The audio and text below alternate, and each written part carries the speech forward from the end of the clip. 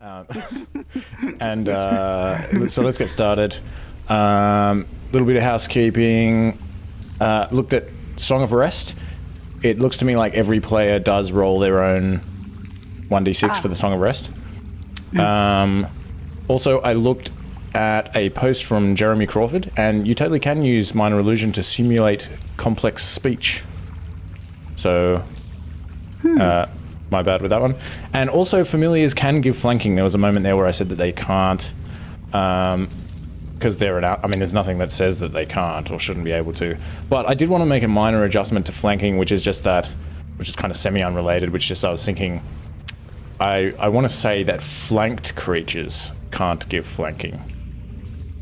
Because there's an issue sometimes where you end up with these chains of creatures where, like, you know, that somebody goes like, well, I'm going to flank this person, the next person goes, well, I'm going to flank this person, the next one. So, you can't flank the flanker. Yeah, you can't, yeah, exactly. What did you just call me? But yeah, that's about it. Who wants control of Rhea for this session?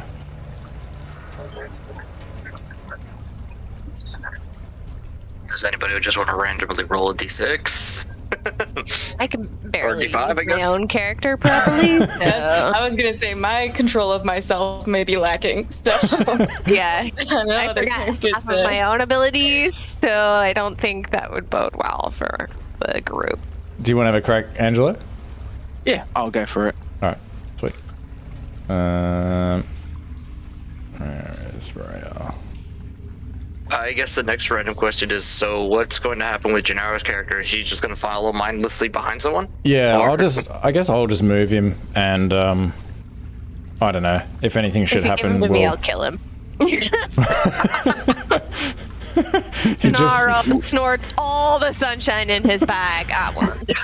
He throws all his weapons down, takes his clothes off, and runs into battle, swinging his fists like a maniac. While eating a handful of beans. Oh dear. A whole handful? Jesus Christ. Yes. A madman! A real madman! Yeah, don't give him to me. Bad shit's gonna go down. Snorts the sunshine, then the bean, like with a bean. Just crazed sunshine. Give me the beans! Sunshine bean cocktail. Angela, you should be able to move Rhea now if you want to give it a go and see if it. Yep, sweet. Cool. And there was one other thing which I realized, that because some of you are actually from Elturel, there was mention of this thing called the Creed Resolute, and it didn't occur to me until recently that, yeah, some of you, if you're from Elturel, you may have signed this contract. So I just thought we should establish who's actually signed it. It's basically what it is it's an oath sworn not only by the rulers and soldiers of Elturel, but basically by every citizen who calls Elturel home. And it represents the submission of one's body and soul to the city, such that one essentially belongs to the city and promises to serve the realm of Elturgard and its ruler, and to defend the city at all costs, and to uphold Elturgard's laws, among other things. So there's nearly like 99% of people in Elturel have signed the Creed Resolute. And it's common for people in Elturel who have signed this thing to say, "Recall the Creed," to remind one another of the oath that they swore. So I'm thinking that Alina may not have signed it because she's only been a resident in Elturel for a little while. It's up to you if you would think that she would have. And Jean Lemore probably hasn't signed it, but I'm thinking Marka and Ethel and also Gennaro, there's a good chance they might have signed it, but I'll leave it up to you if you feel that you would have or not. Only if I get to go, remember the creed, just all the time. And then sure. Of course. I think it's written in the Creed Resolute. It is under passage 59 under subsection B under Creed.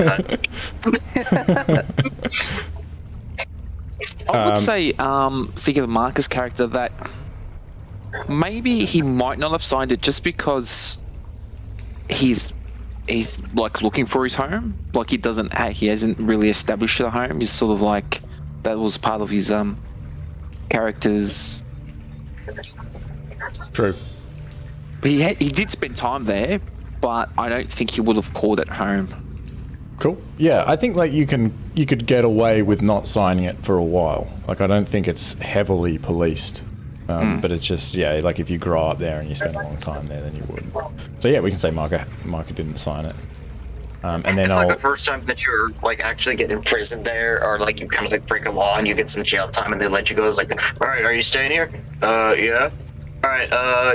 We don't have you down as a signer, so I need you to sign. Yeah, we don't seem to have you in the system. We're gonna have to take your fingerprints. We want your ID and we want your signed copy of the Creed Resolute. Also, your DNA and your mother's maiden name for reasons unknown to yourself. That's how Ethel signed it. She definitely went to jail. We're like, okay. Yeah. So Ethel's sister was probably in jail potentially in El Terrell, and Yeah, that was but why. I think I was thinking they were both from there, so they probably had already signed it. I mean. Oh, okay. So you guys grew up there, but then Ethel went away. Yeah. Is that what happened? I think so. Listen, I'm off today. My brain is not here. Let me see. Her sister Maud fell in with some shady people in El Terrell. Shady people. And you're not sure who they are. Unspecified shady people. But she mentioned them vaguely in letters, and then she was imprisoned. So it just says that you're going there to find out what happened and like appeal to the leaders in the city to let her go. It's been a while since we've talked about backstories. But yeah, so yeah, it's up to you if you want to say that you grew up there and signed it when you were growing up and now you've returned. But yeah, so you are standing around this room. You've just witnessed Rhea just chop off the head of Fabius Krieg, and the blood has splattered on Jean Lemore and Kenze and Marker and Fisk and everyone. And the head is just rolling across the floor, and that's basically where we're up to. Rhea's just kind of standing there, like holding this bloodied sword, panting, and sort of staring furiously into nothing. And you've also put Marker's sleeping bag over the or bedroll over the shield, and I think Ethel is holding onto that. And you'll notice as well that I've leveled everyone, but you haven't taken a long rest, so you haven't gotten many of your spell slots back, and you'll still be potentially a bit damaged. But yeah, what do you do next? Quick question: did Ethel also loot Krieg as well? Yeah, so in Ethel. The last one. Did she find anything in particular? I can't remember. Yeah, she found a vial of assassin's blood. That's it. Cool. Mm-hmm. Yeah. Which sounds very cool. Paired up for a second. I think we should go and see if we can secure this box that Krieg was talking about to the north of here. Hmm. Agreed. Agreed. Anything we should do with this head? I'm just gonna like prestidigitation Malachi clean. He has to be a clean turtle at all times.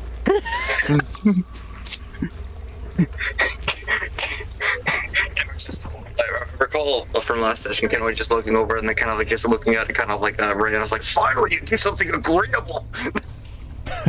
So he's just doing that kind of like sense of like, yes. In that same vein, Jean-Lemont's gonna sort of gently pat her on the shoulder and sort of lead her, because she seems kind of shaken. Yeah, she almost doesn't notice you do that for a moment and continues to sort of stare off into the distance, panting. But then eventually, as you continue to console her, she kind of snaps out of it and looks at you, and her face softens, and she realizes she's holding this bloodied sword, and you can see that it sort of dawns on her exactly what she's done, and she kind of takes a step back just out of reach of your grasp, and kind of shakes her head for a moment, but she remains very quiet, but sort of calms down a bit and stops shaking and panting so heavily. I'll clean her up too. And the sword. Question as well. Krieg's shadow, has that reacted the way of the attack? Like, did that follow, like, you know, being attacked, or was it doing its own thing? So, strangely, now that the head has been severed from his body and the body has fallen to the ground, as you kind of have a look to see if this candle is still causing the shadow of a devil to be projected on the wall, you discover that there is no shadow being projected on the wall. That the body, even if you move it around, it just projects nothing, as if it's not even there.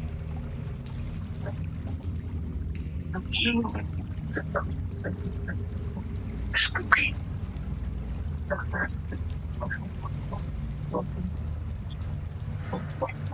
I cast Identify on him, right? That was my Yep. ritual dance. Okay, so there's nothing weird about his physical body that I gleaned from that.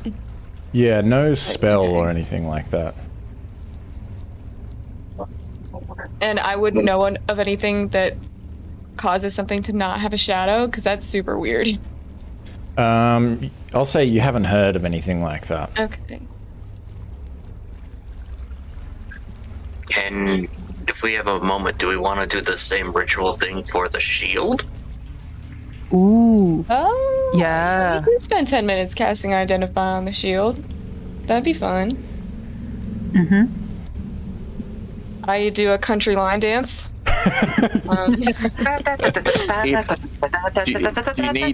Do you need help with the, like, if I join in, will it assist you if we all line up? You have to also do the country line dance. Yeah.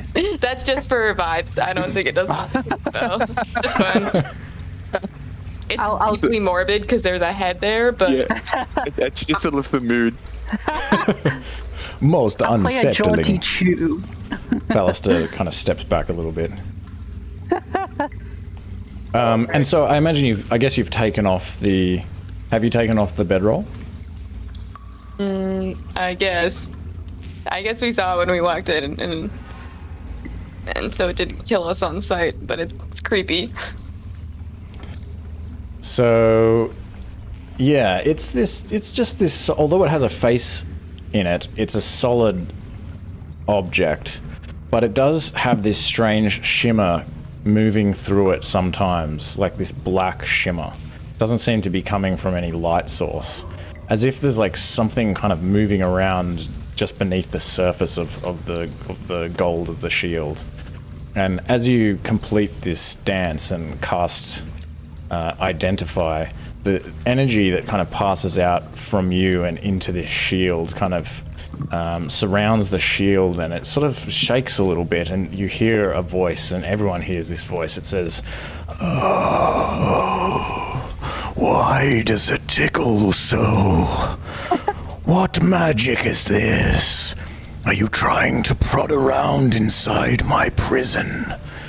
If you want to know about me, why not just ask?" Haunted. And the spell that you cast on the shield, as it's saying this,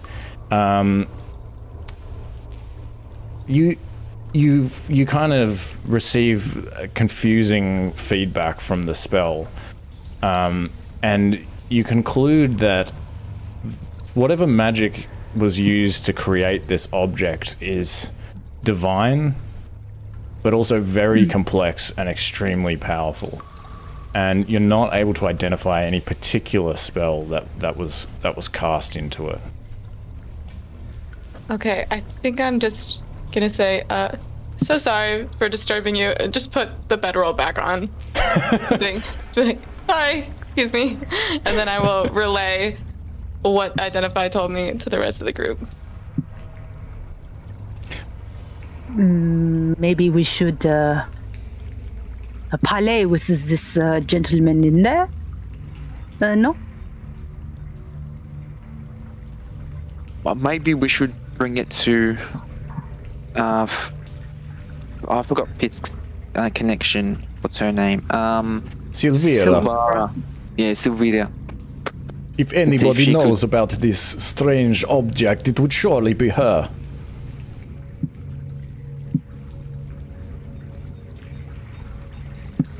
Yeah, this feels out of my. I don't know how. This feels out of my wheelhouse. That sounds like a good idea. Maybe we should not play with these divine objects.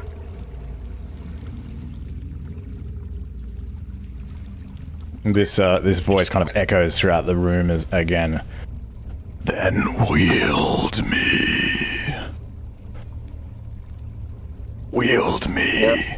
Put me to use. I yearn to be of service. I will protect you and make you strong. With me, you will be powerful, undefeatable. And curse. Sold. Kenzie, beware. The words are like honey. I do not know if we can trust it. No, I am love. I am might. Did it just say love? I love your words. I love your strange words, Magic Man. I sort of like picked up the shield and like, oh, you got a name? I am light. I am love. I am of the upper planes, the seven heavens. I am the hidden lord. I'm just looking at the rest of the party. He just has this like growing look of just a happiness, and I'm like, I feel like this is going to be great. I think we should set aside some time to interview this shield later, but I think we should get out of here now.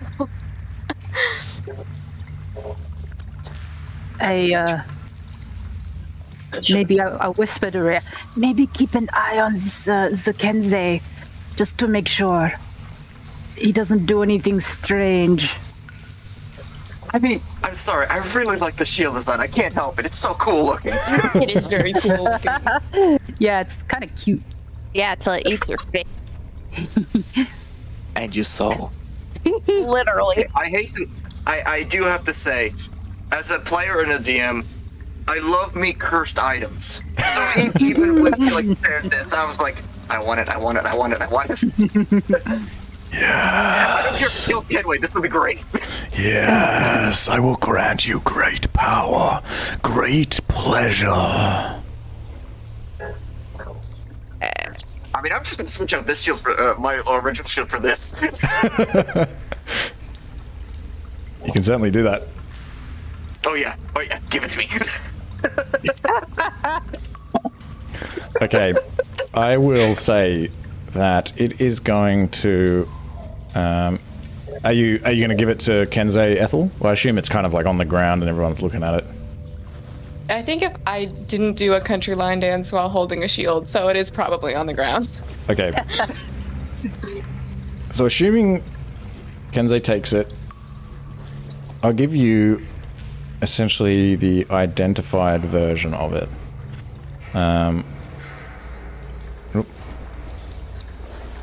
As it will explain to you what it would be happy to give you. It says, I will not only protect you, but I will incinerate those who seek to harm you.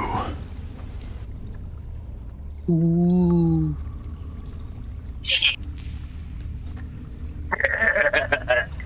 I see a beginning of a long and beautiful partnership.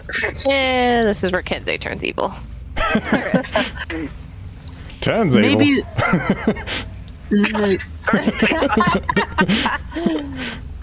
Maybe Kenzie should lead the way. I'm a little bit wary of being in front of the shield. I know what you mean. Gennaro says, I'll be in front of the shield. No. That's unfair. I won't.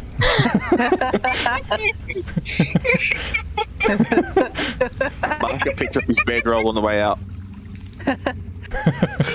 Oh yeah, I think I put the bedroll in Ethel's. Oh, that's fine. She can keep that for now. Thanks. I've always wanted one of these. He's cold and old. It's fine. I think I actually labeled it as Marcus bedroll. It's been very useful, actually. I put out some fires with it. Oh yeah, nice. So the benefits for the shield is I just have to hold it, or do I have to attune to it? You have to attune to it. Yeah. Okay. Alright, making sure. No problems whatsoever, I'll happily do so. And remember, as you come out here, that the sides of this, these passageways are very narrow. They're only like 3 feet wide, and so you have to kind of squeeze and move through here carefully. And it's slippery. Should we also call or ask Lady Satya to come along? She was hiding in the... She was hiding over here next to the, like, escape area, I think, right? Yep, that's the exact square she's in. Ethel looks disappointed that you guys remembered to bring her with us.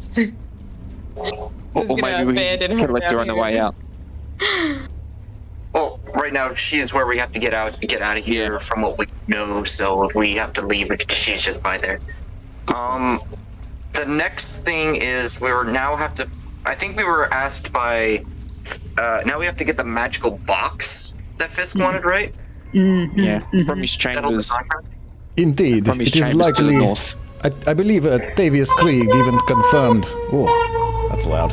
Oh, geez, the rest of the guards are after us now. Davius Krieg confirmed that the puzzle box was in his room, which he said is to the north, and he said that it does indeed, I believe, contain the contract that he signed, which doomed the Elturel to Avernus. Right. So I guess we'll try to explore around the other corridors to see if we can find the remnants of a room. Hopefully have better luck than us finding the High Overseer. Have we gone left of here yet? I don't think so. Mm-mm. Yeah, we haven't gone past here into this corridor or corner. Yeah, let's head over that way. I know they said it was... No? Yeah. There's a door here too. Yeah, I was gonna say, since we're here, should we check this Might door as well out? check this one. Of course. I did not see that. Go ahead, cursed shield boy. Marka asks JL if he wants to bring up the rear. Why, certainly. I will protect the rear with dinner. That's Baldur. I forgot about dinner the cat. Friends, you must not forget the dinner. No. Fallister notches a bolt into his crossbow and kind of points it in the direction of the door. Gennaro says, I'll open the door without checking anything. Sorry. Stop making that joke. What the? Raya walked through a wall. Yeah, I was gonna say. Just walk through a wall. Yeah. So distraught, just running into walls. All of a sudden, Rhea finds a hidden wall without our knowledge. I will attempt to open this door. Okay, so this door is another one of these big iron doors with like a circular wheel handle, so you can kind of turn it and push it open. And you find in here what appears to be an empty room with 4 wooden wardrobes in it, standing against the wall.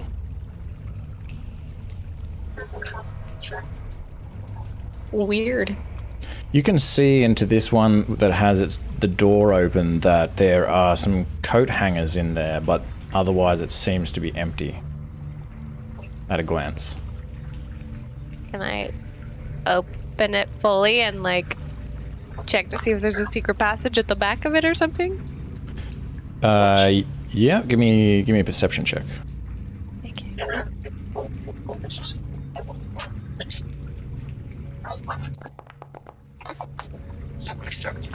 You kind of push at the back of the wardrobe, but nothing gives. You don't find anything. Yeah. Do they have anything in them? So you can see only in the two that are open, and they seem to be empty at a glance.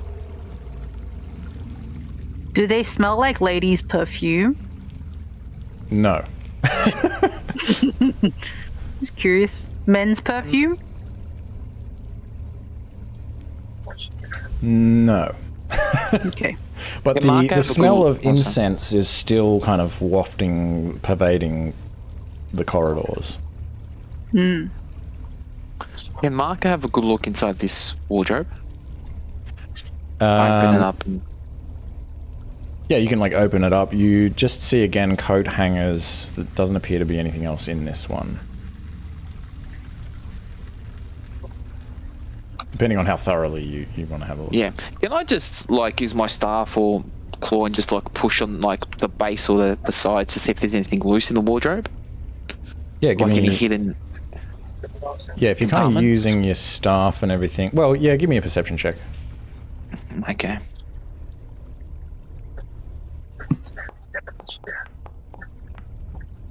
Yeah, nothing seems loose or movable when you do that.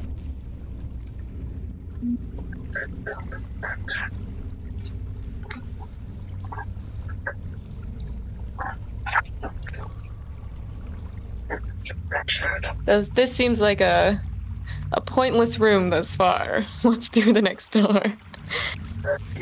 Yeah, actually, what am I saying? I too have my closet, my room of wardrobes. This is what I meant to say. I got there eventually. I'm proud of me. I like to try to open this door. Okay. That is a door, right? Yes, so this one is, again, although the way that it looks, this one is a wooden door, and you can turn the brass doorknob and swing it open. Actually, I guess this one you would pull inwards. So you pull this one inwards, and you find in here what looks like some kind of like a tunnel of some kind. A passage that doesn't seem to have anything in it, except that as you open it, you can hear the sound of people approaching you, and they sound like they're kind of maybe sort of having a conversation of some kind in hushed tones. And they very soon see you and draw their daggers, and so let's roll for initiative. Alright. Let us... And what have we got? Cat. And dinner.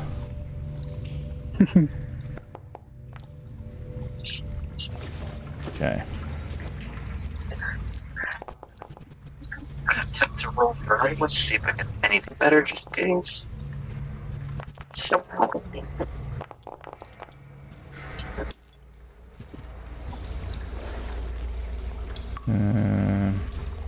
Is everyone in the combat tracker? Yep. Oh yeah, I didn't put Gennaro in. Okay.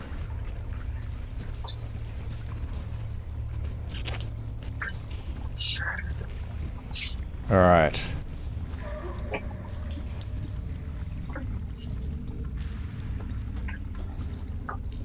Okay, yes. So you open this door, Kenzei, and these individuals that you can kind of see around the corner now dressed in cloaks and hoods begin moving towards you and draw their daggers. And this one at the back is going to put his lantern down. Kind of just drops it on the ground. And he is going to move to a position where he can kind of see you better. And he points at you and attempts to cast a spell on you, which will be hold person. He begins mumbling these words. He's kind of holding this dagger in his left hand and points at you. So give me a wisdom save. Yep. Normal. Hey, I hope that works. Yes, you managed to kind of resist the force that is trying to sort of lock you in place. And he's going to actually move back a little bit as he sees you kind of shake this magic off. Ethel. Oh, Hey, look, the shield's working! Sorry. I'm going to drop my cat as a nice first step. Very unceremoniously. And then I guess I'll just hold Firebolt for when someone comes into view, and then I'm gonna take like a step back. Okay. And just remember, you can add the ready condition to your token. Whoop, ignore that. Marker. Marker will... What will it do? I would...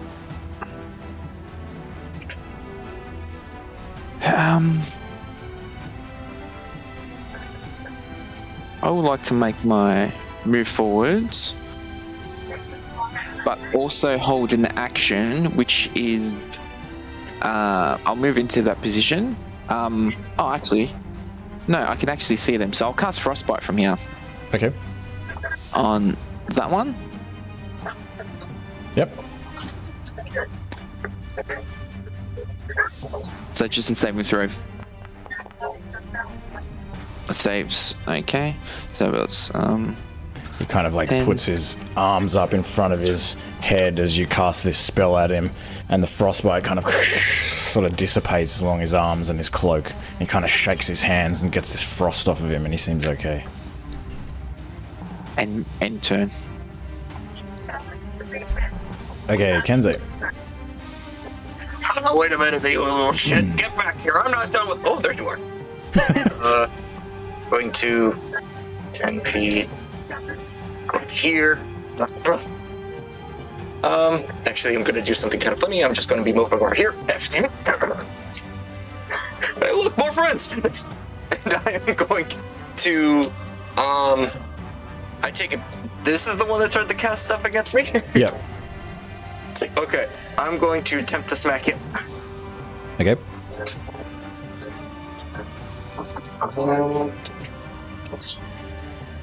Warning.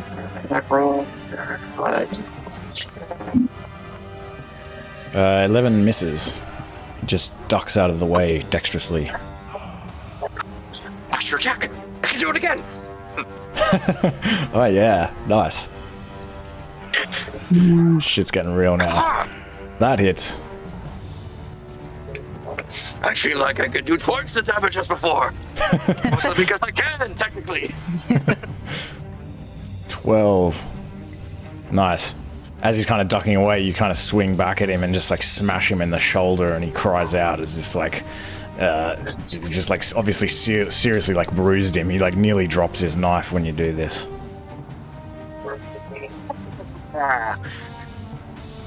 Oh, that's it. Alright, JL.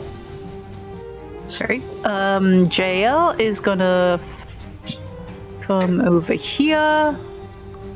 Oof. And viciously mock this guy. Ooh. Can you see this guy? Can you move that far when you're moving through people's squares? 5, 10, 15, right. 20, 25, 30. I don't think you can go that far. No, you're right. Sorry, my bad. It's all right.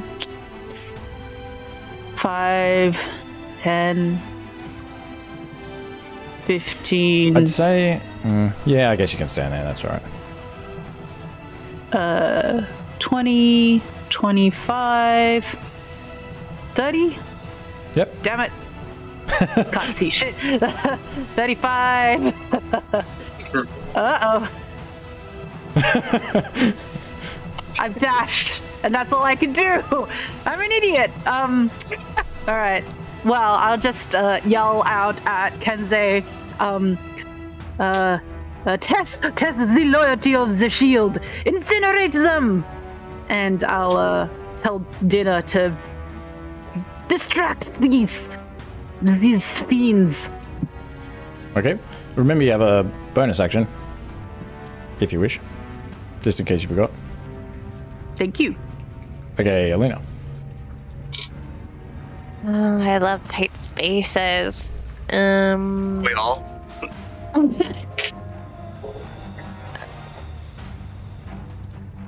This isn't difficult terrain with these things, Yeah, no, right? I'm saying that's okay. I guess the wardrobes are pretty.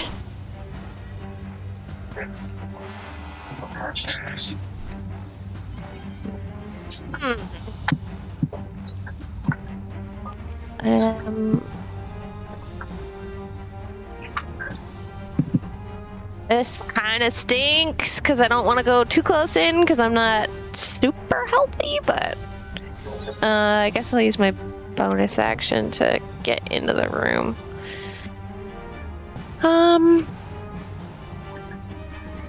Alright, I'm gonna attack this thing with my dagger and my booming blade and things.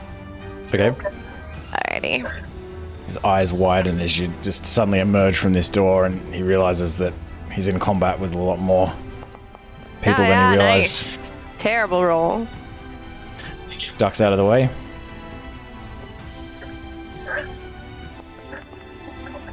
And that one hits.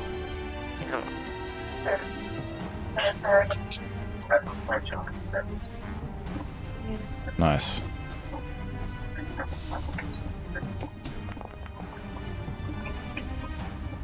Awesome. Yeah. All right, so he kind of like ducks out of the way and tries to sort of distract you with his cloak, kind of wave it at you, but you get like up inside his cloak and just like stab him like directly up into the ribs. He kind of like lets out this like gust of air as this blood kind of comes out of his torso. Anything else?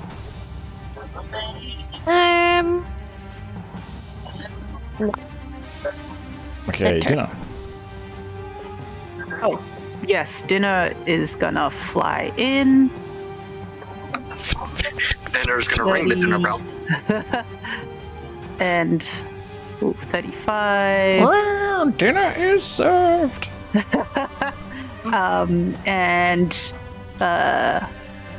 Oh yeah, I guess I can do the claws. Can't remember if I can only do help Just action the help, or yeah, not. just the help action. Okay, yep. Okay. Alright, Gennaro, 10, 15, 20, 25. Okay, 30. He's going to dash over to here. And...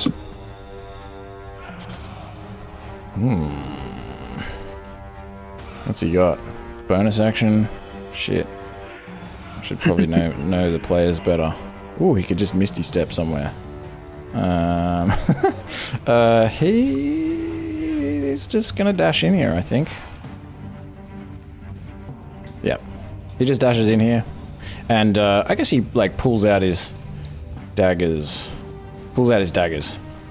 Okay. Alright. This guy's surrounded and being now scratched at by this cat. He's going to attack Alina. So he's still holding this dagger, but instead of uses it, he kind of reaches out towards you. And you can see this sort of powerful necrotic kind of black energy channeling down his hand as it reaches out towards you. And he looks like he misses you though. Yay. Cat. Cat will try to assist.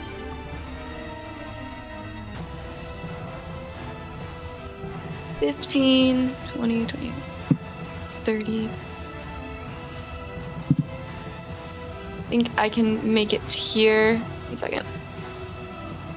Yeah, Cat has 40 feet of movement, so I can get there just fine. Okay. And I will give the help action to this guy in the back. Yeah. Alright. He's like, bloody cat. Get out of my way. Rael. Raya moves forward with longsword drawn to attack that creature. Oh, that. Okay, where are we? Attack. I think these guys also would be wearing these kind of gold-painted devil masks.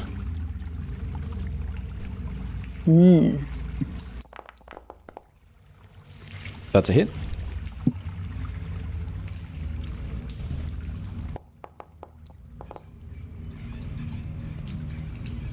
Four slashing. That was the first attack, and the second attack again.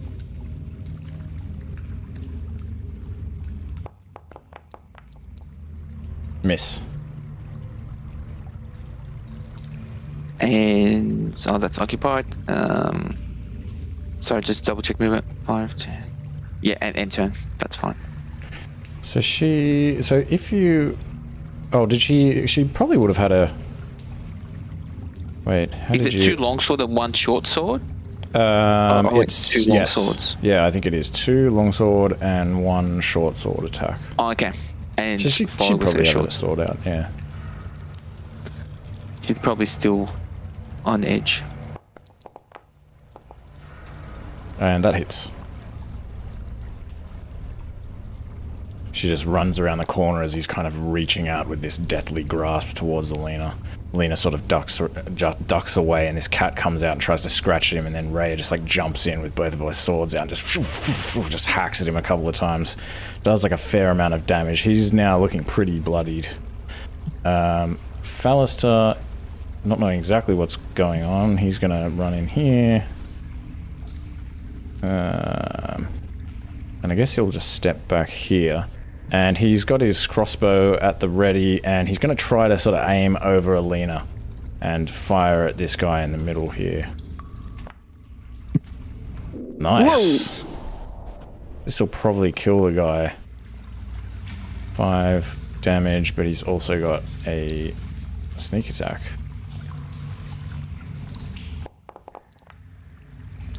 A little bit underwhelming, but it is enough to take this guy out as this crossbow bolt just goes like straight past Alina as she sort of dodges out of the way and just goes like straight into this guy's chest just above the wound that Alina made before, and he's just like ugh, cries out and kind of like buckles over and falls forward on the ground. And at the top of the round, this door swings open. Uh-oh. And I'm going to add several other things to the initiative. Several? Oh no.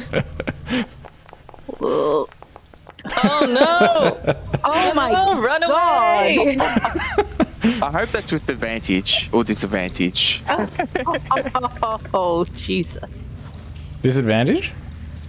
No, Sorry, I'm just making just because there's so many dice, like there will be half the amount of dice. Oh yeah, it's all just a disadvantage. Yeah. Okay, and so top of the round, so something happens, which you don't know what it is, and okay, this guy is going to, he is being hassled by this cat. He's going to attack the cat. Wow, okay. And so he's I got the wrong character sheet up, sorry. Wow, guys, I'm gonna have to go shopping again when we leave this dungeon. So I think he's got his dagger out, he's just gonna try to stab at this cat. Yeah, that's gonna get the cat, I think. Oh. So I think my unfortunately- cat is dead. Yeah, as this cat tries to like No. hassle him, he's just been like run at by Kenzei, and this cat comes out of nowhere, and he's just like fuck this shit, and just stabs it like straight into the chest and takes it out. It kind of dissipates. I psychically know this, and I mentally cross out cat 367, and I just plan to summon cat 368. And it's your turn. I weep. It's a bonus action to weep, I'm afraid. Oh, okay. That's all right. I can do that. I guess. I guess I'll just run in here. That was 5, 10, 15, 5. And then I guess I will firebolt this guy who killed my cat. Okay. Actually, I will chill touch him instead because I want him to feel the cold of my heart that he just got.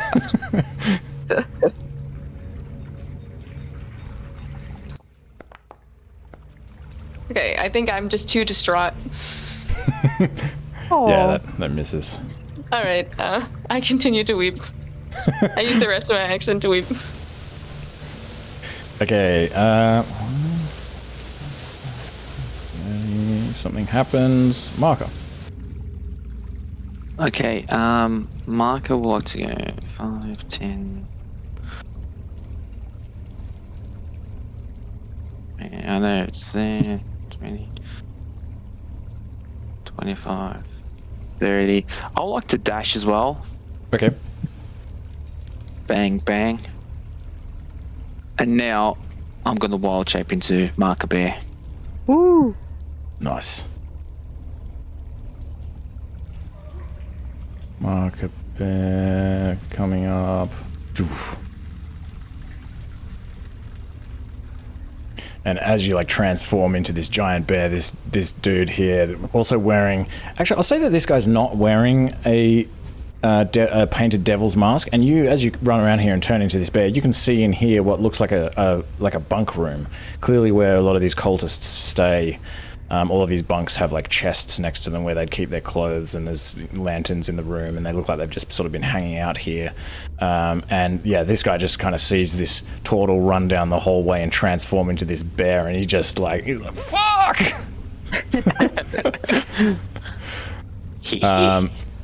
And okay, after that, more things happen, and then Kenzo.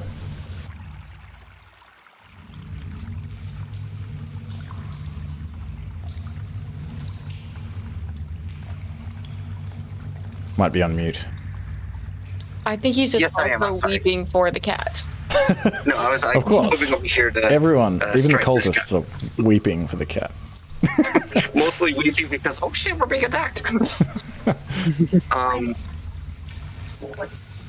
So I will make a couple of strikes to get him. I do have the flanking blows, correct? Yep.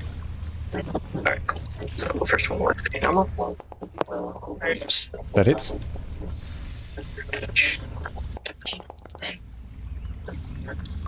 Sweet. 12 damage. Looking bloodied. And then the final one, attack. 8+1 bonus. Normal. Damn. Okay. Miss. And to continue moving, I will move closer over here. And that is it. I have him. Okay, JL.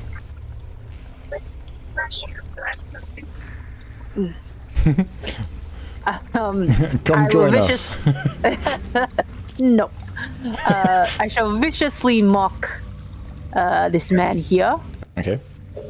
He doesn't seem phased. Ugh. Peh. And okay. Damn it. Alright. Go on. Okay. Alright, so at this point, another door opens below you, Marker, as this part of the stone wall kind of slides open. I'm going to say because it's kind of like this big heavy stone wall that's had to be sort of pushed in to open this like secret door, that it took like an action to do that. But this guy also looks very shocked and afraid as soon as he sees this giant bear standing in this passageway. And something else happens. Okay. This guy's going to kind of run over to here, and I guess he's going to attempt to... Actually, no, he's going to stand over here and try to kind of stab Marker around the side of this door. And hits. For just 3 piercing damage.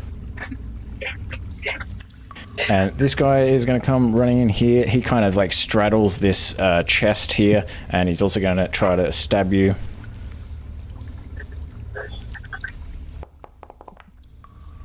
And also hits. For another 6 piercing.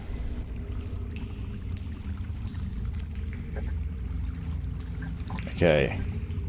This guy's looking pretty shocked.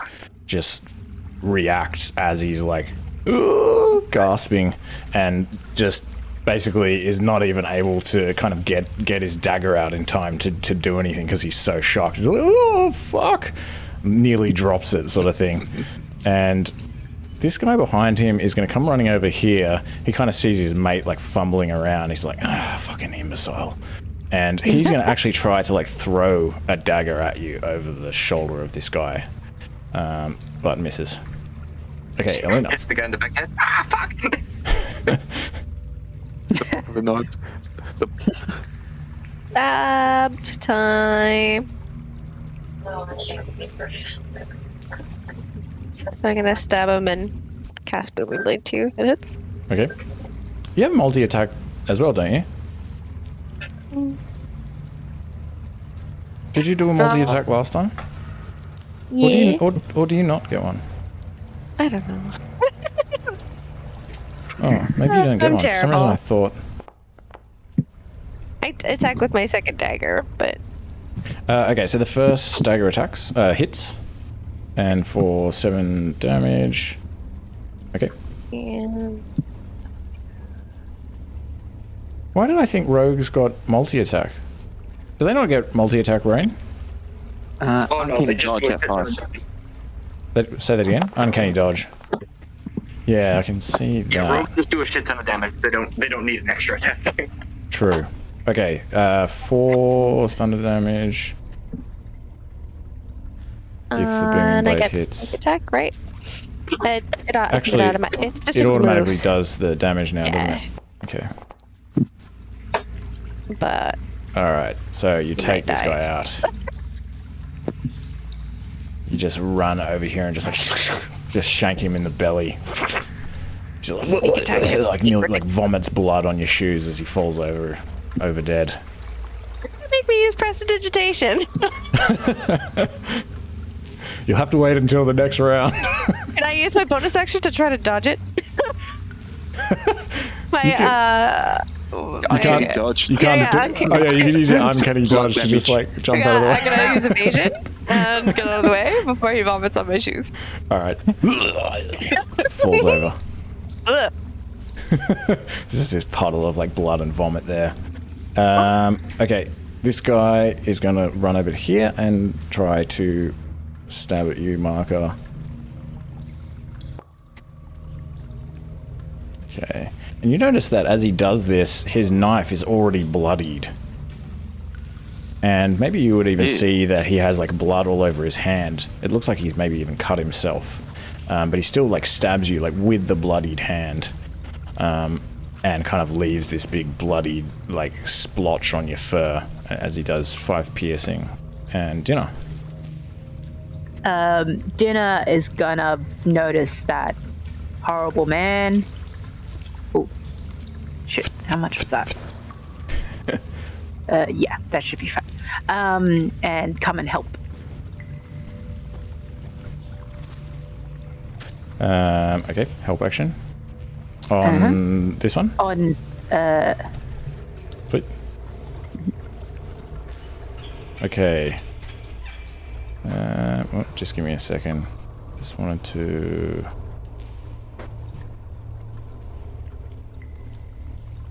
Okay. Okay, Gennaro is going to... Again, can't do that much. You can kind of see this guy through this secret door. Man, I'm useless as Gennaro. He is going to fireball in this corridor. I'm obviously joking.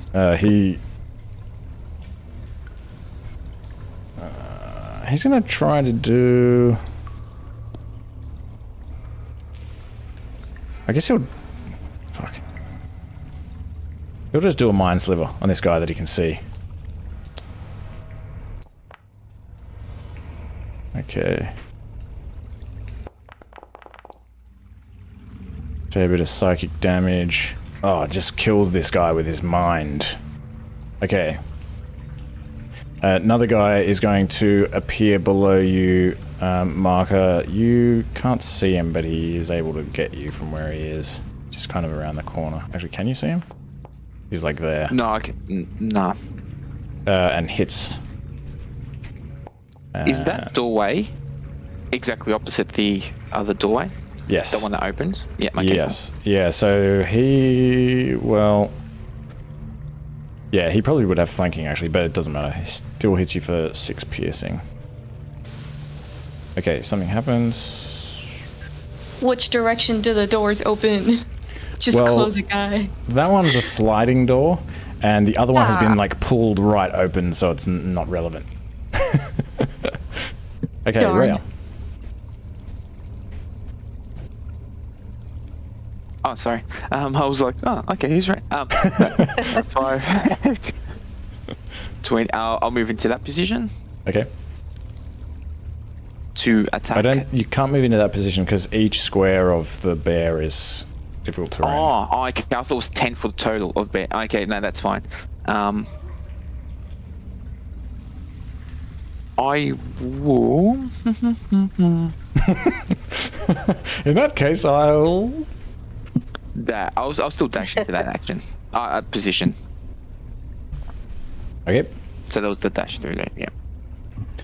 Right, Phallus to Fisk kind of like creeps along here, like sort of, you know, he's got his crossbow sort of lowered and he's got his knees bent, he's sort of sneaking along.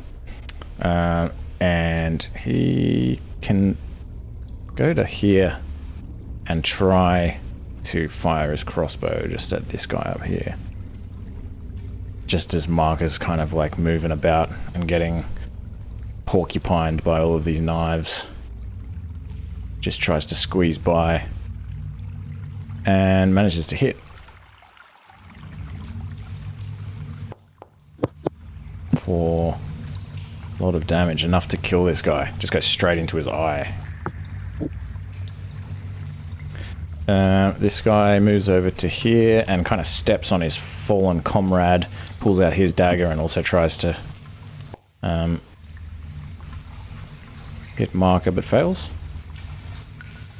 Okay, something happens. Ethel. I can't see anyone. Oh, I can kind of see this guy, but I'll move a little closer. But is Mako fully blocking him? Like, yeah. So yeah, so like let me if I see. move here, I can see that guy, and You can attack him, but he'll have quite a lot of cover. I'll give him well, 3/4 cover. it feels like a bad idea for me to get closer to them. But I also don't think it's going to get any better than this. I think we're a little choked up here, so I will try to chill touch him, even if it's probably not going to work very well. Okay. Or actually, I think... I'm going to chill touch him. I have one spell left, and it feels like this is not a good time to...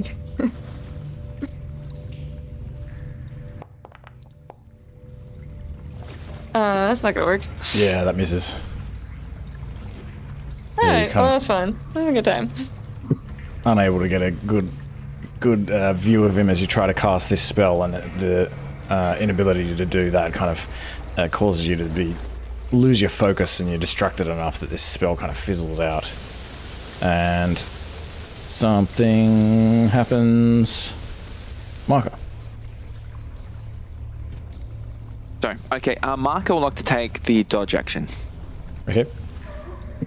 You don't want any more turn. acupuncture?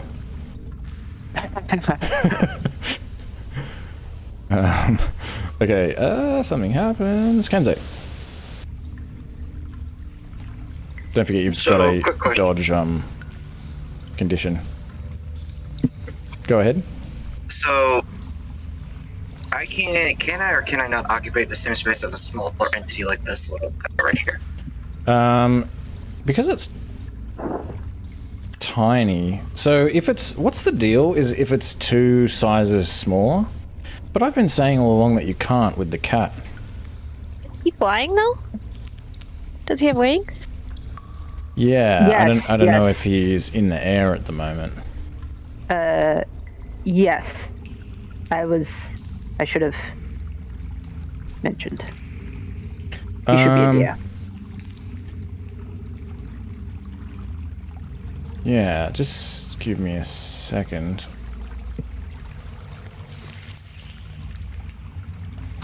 Let me just look that up real quick.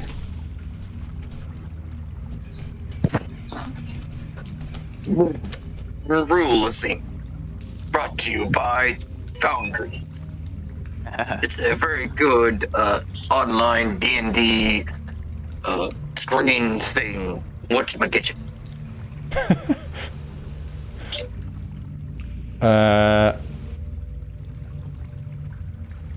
Yeah, I guess because it's tiny, it's like 2 sizes smaller. I guess I've been ruling that wrong all this time. What a surprise, but I believe, yes, it is acceptable for you to stand on top of your dinner. Okay. So, 5, 10, 15, 20, 25? Oh, hi! Well, that's a thing. Just looking inside this room. So I'm gonna attempt to hit this guy that has the help first. Okay. Canal warning. Attack with advantage. Whoa! Yeah. Crush him! The Nice. shield must be loving it. Dies in the air before he hits the ground.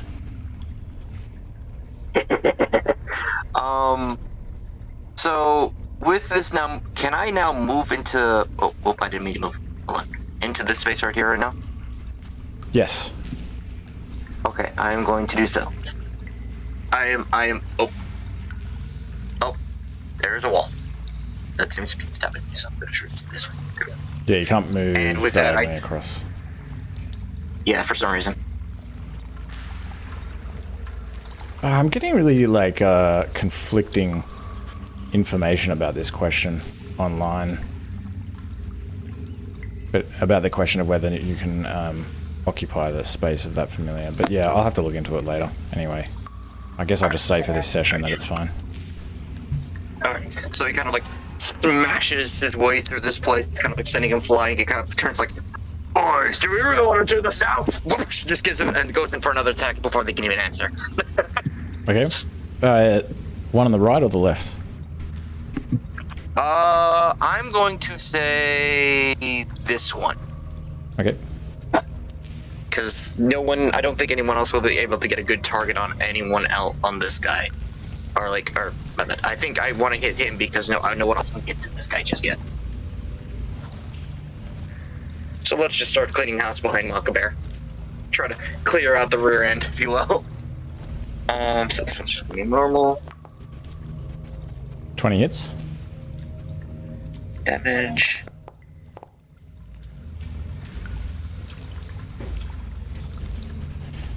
Okay, 9 damage. Kills him. I'm loving the shield. Kenway, who is of average intelligence, is just believing now this shield is like bringing him all sorts of luck, regardless of what it actually does. And that's it. Okay, and also based on what I'm reading, I think I'm going to say from here that I'll continue to go with how I did, that you can't occupy the space of the familiar during combat, essentially. It seems to say that multiple tiny creatures can share a space, but the rule is generally that you can't share a space with an ally, so unless it has some sort of feature that lets it do that, I don't think you can. But it's fine what happened just then. Okay, Jean Lemont. Okay. And I'll look into it further later. 10, 15, 20, 25, 30. Okay. Jean Lemont is gonna see this and try and cast Shatter. Okay.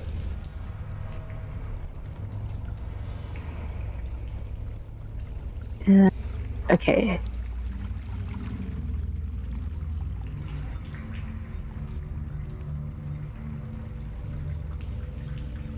Seems good. Excellent. Yep, so they need to make a Constitution saving throw. Okay. Couple of con saves from top to bottom, left to right. Fail, fail, pass. Okay. Oh yeah. Okay, and is it half damage? I think it is, isn't it? Half damage if they, don't. Nice. So you just like point into this room and this energy kind of like flies out from your finger and flies into this room and just like just erupts. And oh wait, hold on. Be -5.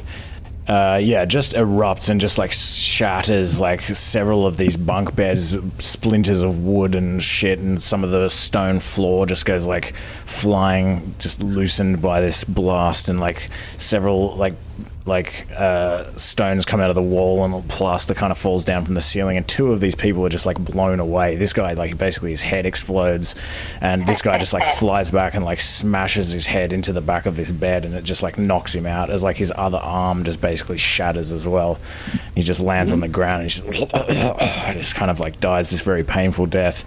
This other guy that's like standing here, he sort of like tries to like crouch down and kind of get himself into as small space as possible as he sees this energy blast past, and kind of manages to brace himself a little bit, but he's still seriously wounded by this magic. Anything else? Cackles maniacally. No. You have to do a French-like maniacal cackle.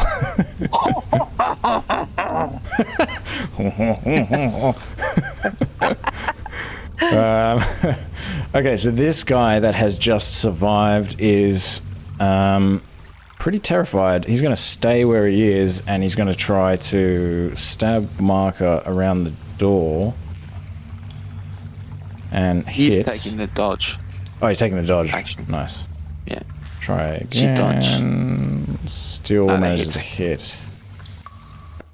For 4 piercing damage. But because of this magic, he is just racked with fear. He kind of like blindly just sort of like, fuck, tries to stab you, and then he is just going to run. He just bolts for the door over here, so you can definitely take an opportunity attack. For sure, okay. And he actually pokes his head out this door, and he's like, help, quick! And you miss. Alina. And actually, that was pretty stupid. I think he'll... So he kind of moves back a little bit. Maybe to... Yeah. And move. Do I have to like? How do I get through the bear? It's difficult. that, like- difficult terrain per square that the bear okay. occupies. I'm a big boy. Yeah, I see that. So that's.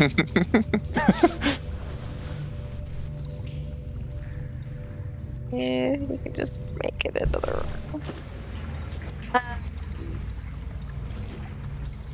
I'm gonna use my bonus action to dash and stab this guy. Alright. I have forgotten where all my things are again. This is quite sad. I can't see my weapons anymore. Okay. It's my fault. I clicked bonus action, and it's fine. Okay. So this guy's like kind of just poked his head out and called out for help, and that hits. And Marcus just kind of like swooped at the air to try to get him as he's running away. He sort of pulls back in, and to like, it looks like he's kind of ushering some people in. But you can just see his face is like pale as you just run into this room and shank him and just immediately kill him.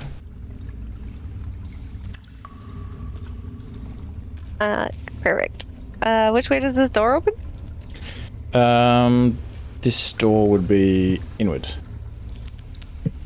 But it's kind of all the way open. Okay. I'm just gonna use the rest of my movement to go back this way. Okay. Maybe the barrel scare them off, or if anybody else comes in. All right, dinner. Oh, sorry. Dinner is gonna attack. Gonna help action this guy. Okay. Here.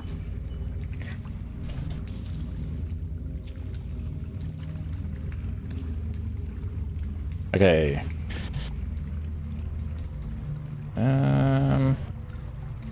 Okay, Gennaro's going to run over to here, and I guess he's going to try to take advantage of that help action by firebolting. The guy will have a bit of cover, but he's got advantage. And manages to hit him. Just flies straight past. Marker. Would he be able to get at this guy? I guess so. Yeah. And yeah, this guy just goes down in a burning flame of pain and screaming. Something else happens, and you kind of like hear shouting coming from the hall behind you, Alina and Marker. Rhea. Rhea will, hearing the other cultists run off to call help, move up to start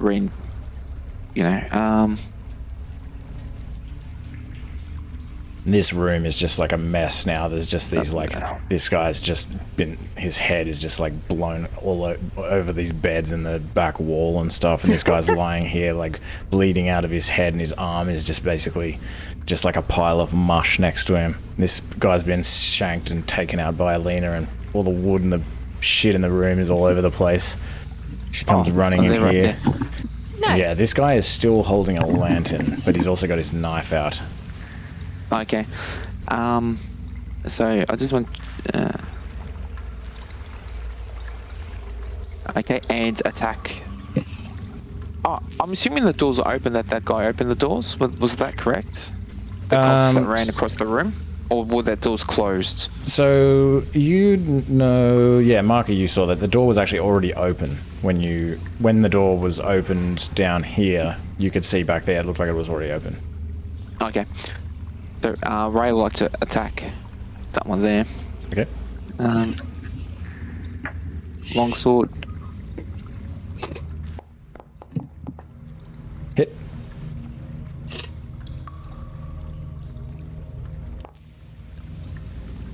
Shit. She just like runs over here and just like swings at him. It like smashes like straight through the lantern. The lantern like shatters, and then the longsword also just goes like almost like halfway through his torso, like almost reaches his spine, and he just dies instantly and collapses and like slides into this sewage gutter. I love Rhea. Her I don't bonus want to actions. but that was the next attack roll. Oh shit! Yeah, was it? Sorry, it was clicked the wrong one. It was an attack roll, not a damage roll. Oh, true. It was two attack Give me rolls. another. That's what happened anyway. Okay, I'll just say because she would have 3 attacks on him. Would have used them all, and just then turn. Is that okay with you? Yeah. I mean, I would say that she would have a good chance of killing him with one shot anyway. Okay.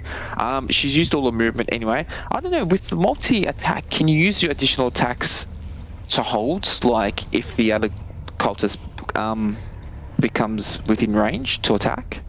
Or it just ends your turn? I'm not sure about that one. Because it's not a full action.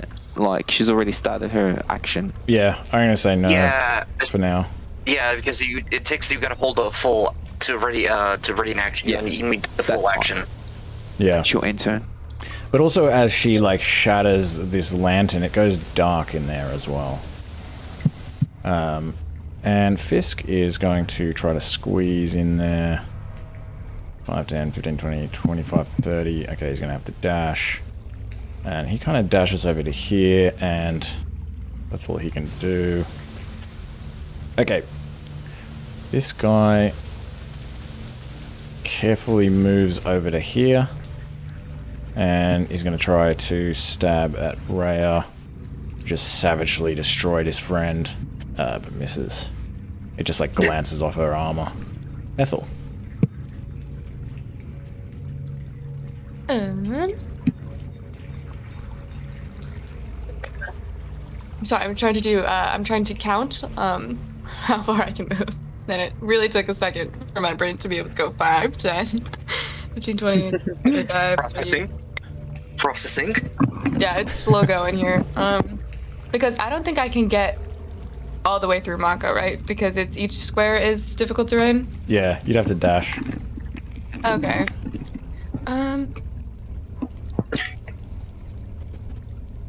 Wow, this is so hard because if Ethel gets hit once, she's like dead. So I don't want to run into the middle of things, you know? Maybe I'll just I'll dash over to the other side of Mako. And then maybe I can be more useful next time. Okay. Alright. This guy's going to dash over to here. But because he's dashing, actually... Oh no, because I'm having him move... Yeah, so his dash is basically just 30 feet because he's kind of moving at half speed. Marco. Mark would like to make his way into the room. Okay. Oh. Yeah, so it's difficult if you terrain can- to go through the door also, and then also through Alina. Oh, is it not letting you... Okay, sorry. yeah. Wait. Yeah, it wasn't letting me. Set it 20. 25. So, yeah. 5, 10, 15, 20, 25, 30. Yeah, that's okay. Can you make it that far? I guess so. Because You're gonna be the able to door's make it 10, like that Elena's... far, like... Isn't it? Because... Yeah, that's fine. That's Oh fine. no, I guess I'll it's from just- here, so 5, 10... I'm confusing myself. That's fine. The door's 10, and Lena's 10. Yeah. Yeah, that's right. That's good. It's 25. I always get confused Okay, with yeah. like large creatures because they kind of move. Yeah, if it's like one of their squares is 5, so they're moving 10 at a time or 5 at a time. Well, Is they that what should you- only what you move mean? like so that's like they still only move 5 feet at a time. You know what I mean? That's why I always get confused because it's Yeah. only like. But then I'm also Like confused that. because of the tiles. So I'm like, wait, which thing is 5 feet and which thing is I don't know. Anyway, that's I fine. normally just I was just gonna enter in there anyway. Okay, cool. Alright, this guy he's gonna actually move over here cautiously and try to throw his dagger at Rhea. And, I guess if he's throwing from here, yeah, he's gonna miss her. Okay, Kenzo. Okay. Seeing that combat isn't over. I said 10, 15, 20, 25, 30. I am. Ooh, there's a good sword maybe built. I am going to attempt to do something that I rarely do. And I am going to cast. Oh, I could do that too, but I'm going to cast Ray of Frost Okay. against the first guy in front of Rhea. Nope. No. Alright, that's it. Okay, and let's just say actually because you guys were down in that room, that room down there looks like some sort of like ceremony room. It's like a 10-foot high vaulted chamber with a plaster ceiling, and you saw in there like painted images on the walls of terrifying winged devils, looking down on this like symbol that's like embedded in the room's floor on this on a circular disc of black stone. And there's a bunch of like wrought iron candlesticks bristling with flame in there. And John Lamore. Okay, John Lamore is gonna go 1, 2, 3, 4. I don't know if things bristle with flame, but anyway. I'm gonna try and viciously mock this guy. Okay.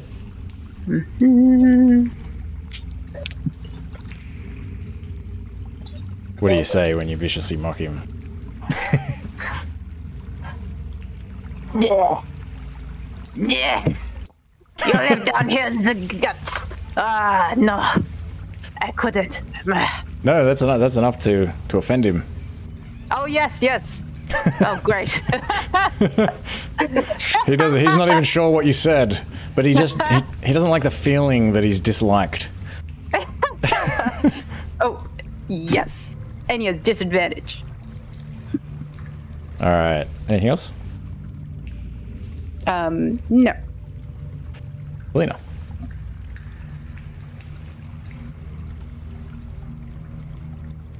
Is this?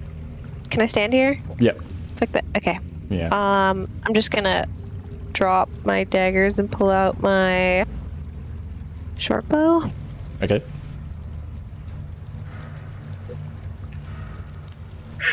And shoot the guy in the front. Rip. Nope. And turn. Okay. It like nearly hits Kenzei and nearly hits Rhea. Both of them are like, oh, fuck! What the fuck? Dinner. Dinner is gonna fly. Ooh. Sorry, 1 second. What's happening? Can't move through a wall. What? Where's the wall? Oh, okay, I see.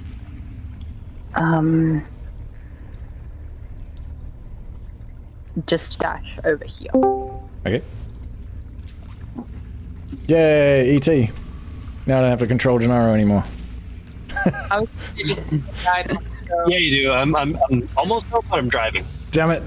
Maybe you can tell me what he does. Listening while I drive. It's like too much brain requirement for me. I'm struggling with it. All right. What does Dinner do? Sorry. Oh, just dashed. Okay. Just dashed over there. All right. What do you do, Gennaro? I don't know. I don't know what's going on. I just know that Gennaro has to do something. Well, you're in a corridor. You push past Jean Lemore, and you run into this room where there's a giant bear and several other people that you recognize. It's very crowded, and you kind of step in here, and you're gonna use.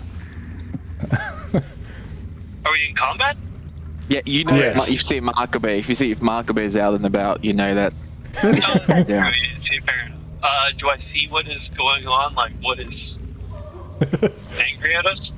Yeah, so you've been in combat for a while with this like, basically this horde of kind of low-level cultists, and you're in this bunk room, and you can see in front of you is like Kenzei and Rhea, and there are cultists trying to come into this bunk room through the door, and you don't have a very good shot at them if you wanted to use a ranged attack, but you can try to do that. Wait, is there still a fair bit of cultists around? Is there which, sorry? Still a fair bit of cultists around? You've heard people kind of like yelling from the hall, and you can see a couple past Rhea in the hall, so there's at least two, maybe a bit of a third one that you can see, but otherwise you're not sure. Do you have armor to back this up? No. Okay. I'm going to cast a second level armor of Agathis and just run into the fray. All Like, right. get as close to the cultists as I can. Yeah. All right. Just wildly. Like, I'm not exactly excited, and I'm flailing at first as I'm casting and muttering. Awesome. Okay, and another cultist is going to kind of emerge here, just near where Rhea is, and he's going to try to attack Rhea around the corner. And misses. They're all kind of like squeezing along this narrow ledge, trying to avoid falling into this sewage, and now they're also they're all also kind of squeezing amongst themselves. Rhea. Rhea would attack that one, the first one. Okay. In front of her.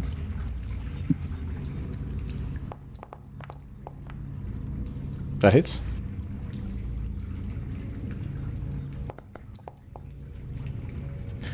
Five slashing. Kills him. Done. She'll like. So what does she want to do? Yep, she'll move into that position. Okay. She's just full of rage. So now she's squeezing, and she actually should have disadvantage, which I haven't been doing for any of them. The platform, like the crossover, is that still disadvantage? Like oh, you know she's on what? the bridge? Yeah, you're right. Because she's there, it's fine. I'll say that's why I wasn't giving them disadvantage. Okay. She wants to take the one out on the left Okay. first. They got no chance anyway. No. Miss. Miss, and then follow with the short sword on the same one. That's a hit.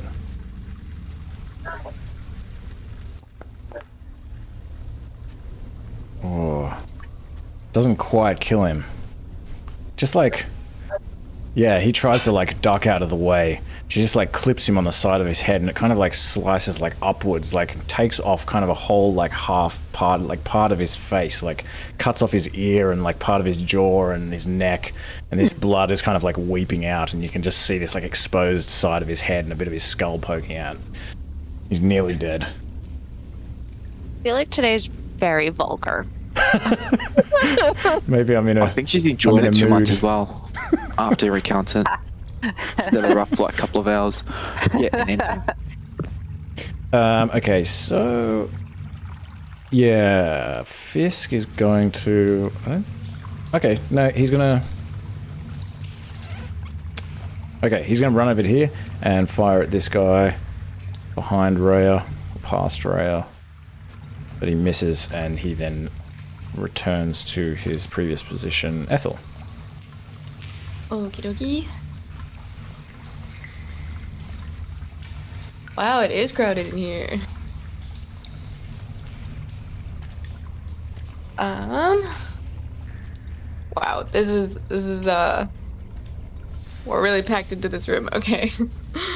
Can I stand on one of the beds, like in this square? Yeah, it's just difficult terrain to kind of jump up onto a bed. Okay, so I think I can get here because that was 5, 10, 15, and then oh, I can't get there. Because I have to go yeah, you can probably stand there. 5, 10, 15, 20, 25, Yeah, 30. 10, I think you can go 15, there, but you 20, won't 25. be able to. Yeah, okay, take I can do another step. 30 right here. And I guess I will try to. I think I can get the guy who's bloodied next to Rhea. Because Okay. I think he actually has less cover than the guy behind Rhea. Maybe.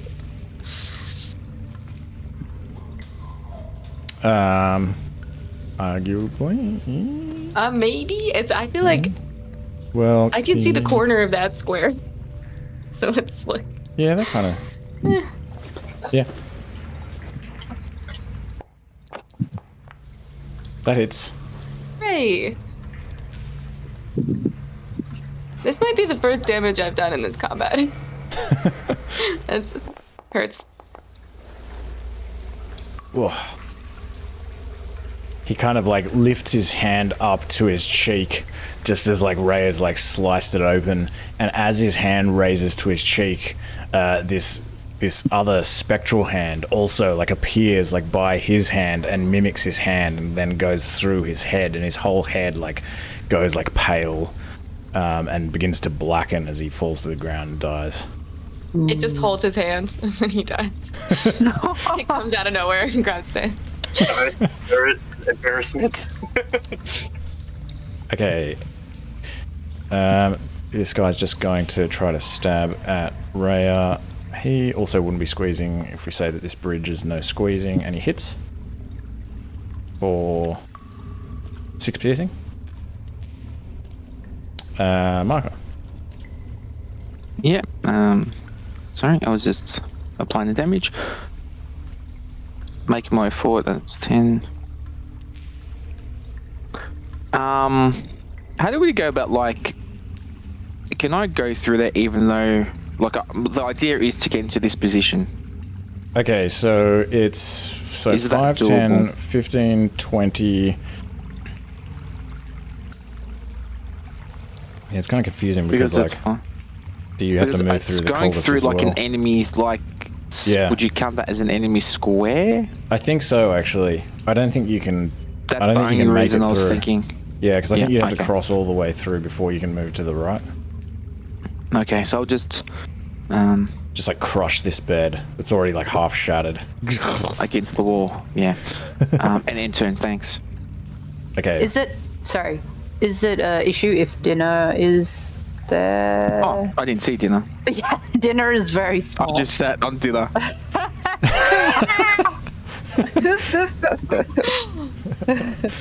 This guy tries to stab at Rhea, fails. Kenzie. You just out. This goes here. Let's go right here and try to assist Rhea and try to smack this guy right here. Okay. Couple times. But you will have disadvantage now because you're squeezing. Okay. Yeah. Let's. I think instead I'll just kind of like give the help action here. Okay, sweet. I'm gonna try that with my luck. Okay. Jail. All right. I'm also gonna pester that same guy Okay. by mocking him relentlessly. He is mocked. Every time it just gets better. I love this is Marguerite. Most vicious. Cool. He's already feeling pretty upset and insecure about all of his friends dying. And that is enough to just push him over to the edge. And he actually, as like Kenzei is also sort of like pushing him back and like he's trying to fight Rhea, he just actually begins crying, like weeping, as he's trying to hold up this combat. Oh, I feel bad now.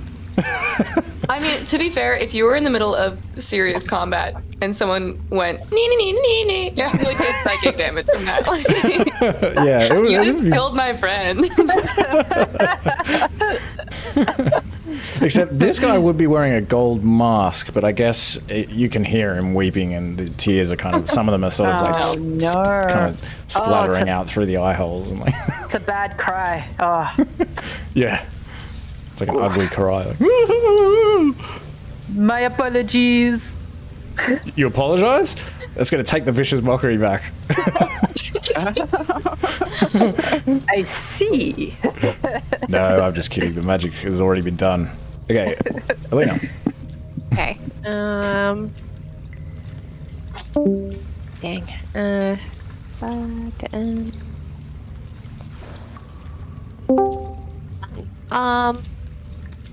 Okay, I'm gonna use my short bow and shoot the one that's almost dead. Okay.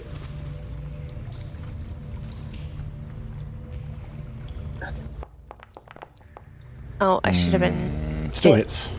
I think, right? Yeah, you can. Yes. Yes. Yeah, I'll just roll again. Nice.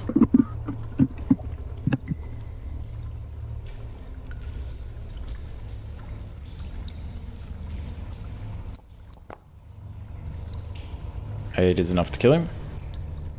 He just falls over and kind of just goes into the fetal position. He's just got this like arrows sticking out of his chest, and he's just like weeping, like crying. He kind of like takes his mask off. He's just shaking. He's just cries as he dies. I think with my this, I can use my bonus action to control my mage hand. I wanna take. You'd need to Can I- cast your mage hand first, though. Oh, yeah, that's true. Okay. Alright, end turn. Okay. Sorry. Dinner. No, you're good. Meow meow meow. Meow meow meow. Meow meow. Action. He's very distracted by the singing cat. Gennaro, did you make the transition from car to computer? Yes. Awesome. Hooray. Yeah. Head first in the foray. So I assume the cultists are like where Ray is? Yes. Yeah. Can I leap across this diagonal or no? So 5, 10, 15, 20, 25, 30. You can dash. Except that once you're out there, you won't be able to dash because you're... it's difficult terrain. Okay, so I can see this dude here from where I am. Can I shoot through? You would be able to do a half dash, wouldn't you? Because the rest of your move wasn't. I think it's okay. I think you can make it to there. So 5, that 10, diagonal 15, without 20, the dash? 30. You can make it to there or there, I believe. Should be okay. Without the dash? Oh, so... Okay, sorry. 5, 10, 15, 20, 25, 30. No, you have to dash. Yeah, okay, yeah, there's no one there. I'll just stop here and I can see this person. So let's just try and fuck with his head. And I will cast Mind Sliver. I nearly said Mind Whip. Okay.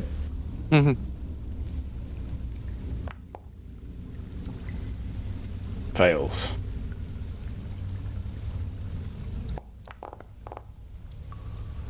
Isn't it? Nice.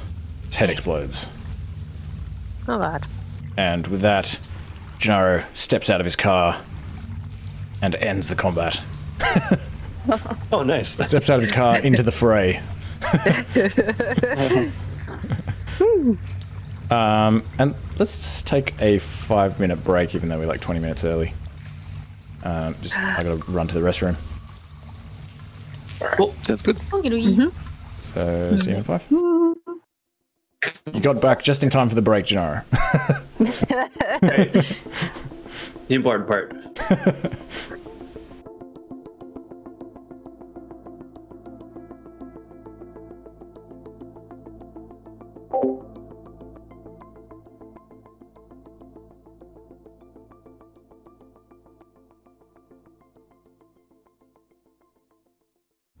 So you've just killed the last of these cultists, and you find yourself in this bunk room, and the dungeon falls silent again, except for the trickling of sewage and blood from skulls and other things. The distant sound of rats. Down here? Did we go to the upper city this morning? It's just been one day, right? Yes. And I'll actually one long day. Adjust the time, but I'll also say that you're like Ethel and everyone else would be a little bit uncertain about exactly what time it is. You know you've been down here for a few hours though. And Alina, this room is, this is this 10-foot high vaulted chamber with a plaster ceiling, and this has these terrifying images of winged devils on all of the walls, and they're kind of looking down on this symbol that's embedded on the floor. And there's, this circular disc of black stone, which is inscribed with this symbol, that's painted in a red paint. And there are these 4 wrought iron candlesticks flickering here, and there's also some drops of blood on the ground. It looks like something recently happened here, like a ritual or something, potentially. Would I recognize what this circle is doing at all? Give me an Arcana check.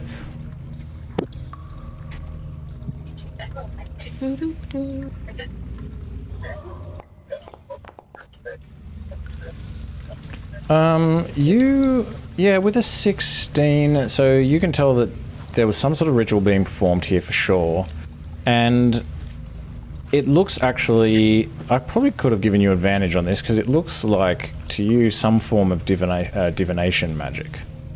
And as you're kind of looking at this, you also detect the smell of smoke in here. And you think that from your readings and things that you've looked at that are maybe similar to this, that it may have been an attempt to kind of contact a devil or some other kind of fiend that may have manifested in sort of the form of smoke. Okay, I will write down that and the little runes, and I will let everyone know what I suspect that this could have been. Okay. If you go... did you want to write them on a piece of parchment or just like in your spell book or something? Yeah, I think I've been taking extensive notes in my spell book of everything that we've come across, and it's getting real cramped in there. Like, what's a spell? What is the random runes that I've come across? Who knows? What is a spell? What? An interesting question. So, if you go to your spell book, which is now this, where is it? Oh, it's probably up here. This enduring spellbook. If you click that edit item thing, you can... I've added the last thing that you wrote in there. When you're in there, you should be... I don't know if it'll let you edit it. Does it let you click on the edit button once you're in there? Yes. Yes, I can. That's cool. Nice. So if you want to, you can put notes there. Just if you want to. So this is a potential summoning circle? You think, more like it's like a means of contacting a fiend. Gotcha. And you think that the fiend would kind of, like, take the form, or take some sort of form in this room out of smoke. You think the smoke might have something to do with the communication that was done here. Cool. I think I may know how they sound it. Jean Lemont remembers that, like, there was a cultist with, like, a cut on his hand. And so maybe, like, if he's standing next to the body, he might try and, like get some of that blood, maybe from, like, his severed hand or head or something, and, like, walk towards this circle and, like, splash some on. Do you want to talk to the things that these things have been talking to? I think maybe it could be helpful. I'm very charming, you know? Nevertheless, despite your immense charm, there's no response from the circle. Huh. I see. I'll throw the hand down in disgust. Should we do our classic check the walls for secret doors? I'll walk around and check the walls for secret doors. I thought you were going to say, can we do a classic, like, loot the bodies, like... yeah, like classic, look 14 for scimitars. Scimitars, 14 cultists. I was just going to say, I would like to loot some of these treasure chests, you know, my piracy nature towards them and such. Okay, so Ethel, give me a perception check. If you just... What are you doing? I'm gonna poke some walls, just check around. We've been finding a lot of secret doors, might as well check. Okay. I'll help. Yeah, you can roll with advantage, Ethel. Nice. Yeah, you find that there seems to be like a draft of air coming from below the wall at this point, and you think this piece of wall here might be kind of movable. I think back to the last door that I opened by myself, where I almost got murdered by a bunch of skeletons, and I go for it anyway.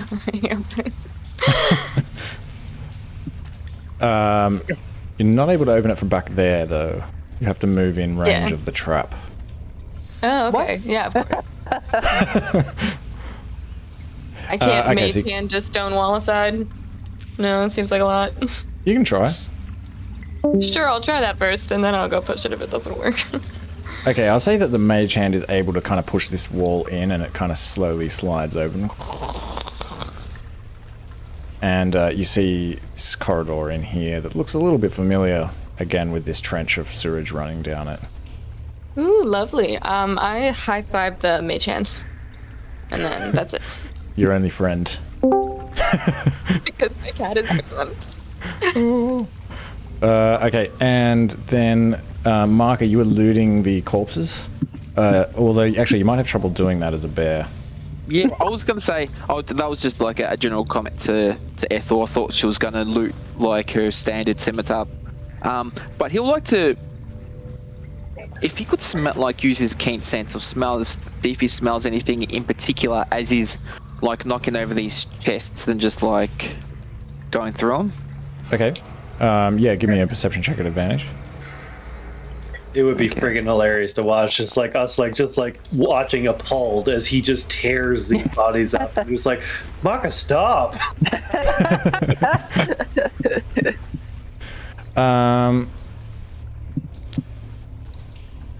I've lost my little. Oh, there it is. Never mind. Okay. So let me see. You don't really smell anything except for still the smell of this incense, although it now seems to be kind of dissipating a little bit. You detect that.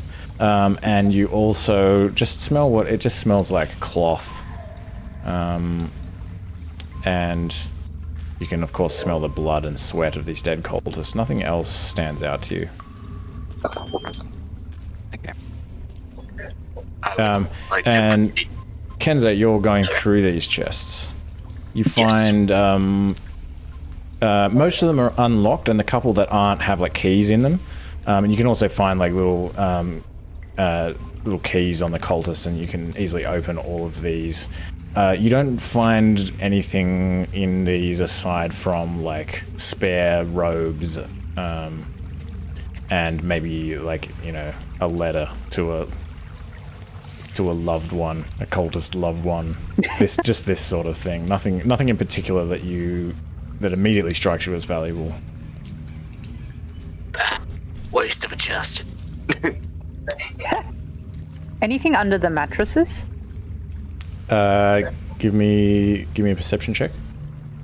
I was gonna say, with that shatter, I would have blown a lot of the mattresses around. True, yeah, there's like mattresses on the floor and pieces of wood everywhere, and yeah, you turn over all of these mattresses, you don't find anything in particular. Except under one you find this like actually very impressively painted image of a nude woman. I'll appraise it, and You'll appraise it? yes, I'll you know, I'm a man of art. You can give me an intelligence check. Ooh. Is it signed? Check. I wonder if it's a signed painting. Be worth more. Wow. Yeah. You see a scribble on the bottom of it, but it's so scribbly, the signature, that you can't actually make out what it says. And you don't think it's worth very much. Maybe like you reckon you could bargain, you could haggle it up to like a silver piece or something if you found the gullible person. Take it. We don't recognize like the woman, right? Like it's not like the lady in the house or anything. No, no one in particular. Actually, it's just like a nude picture of Thalamra. On Then it second would be thought, valuable. on second thought, I might Blackmail. give this to Kensei. I don't want to make it seem like I'm a man of low repute.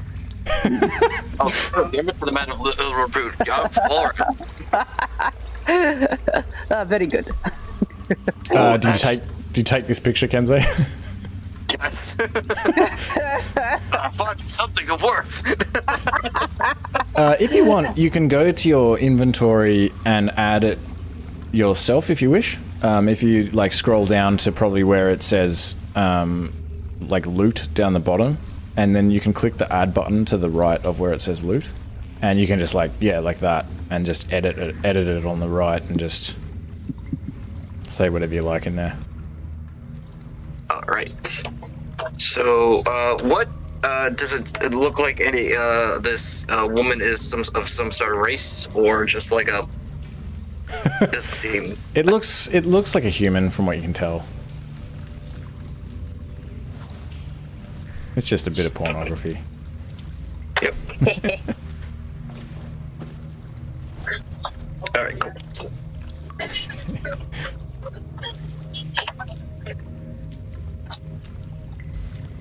Quality 1, wait. 5. That'll work. See.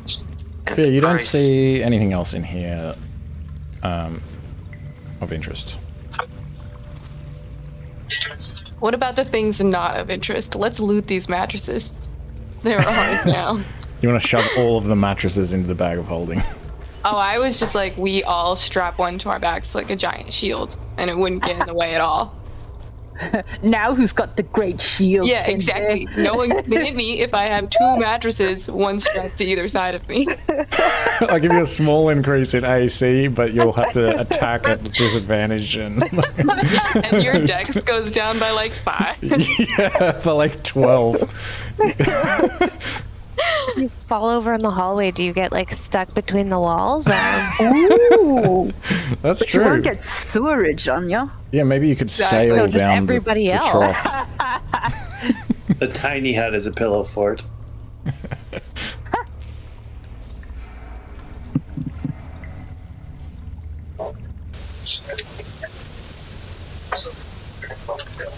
So this is not the bedroom of Stevius, is that right? I feel like he would not sleep in these bunks. Yeah, I mean, your impression is your impression.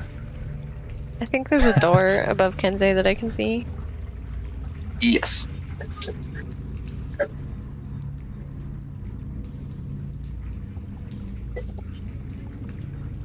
Well, guys, I guess this is the perfect place to take a nap.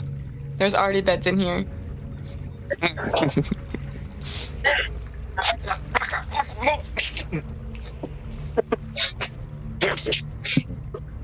Just like fucking squished by a big bear. Like up against the wall. Coming through. He's not sure if he should go block butt or crutch, like as he's making his way, he's like butt crutch as he's blowing. It really did crack me up in that combat when people were squishing by the bear, like imagining you're fighting someone and they're just like, excuse me, I gotta squish past this bear just in the hallway. Just like squeezing past him, like. He's trying to suck his gun and he's like,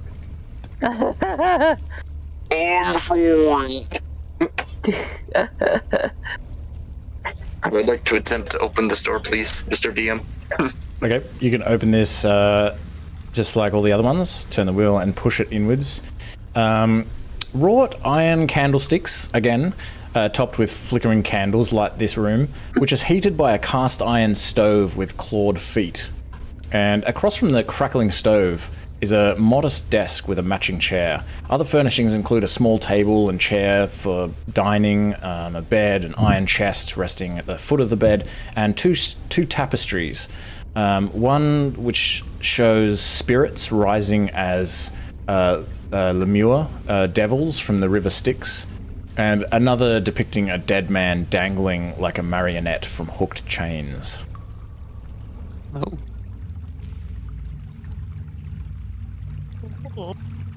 Creepy.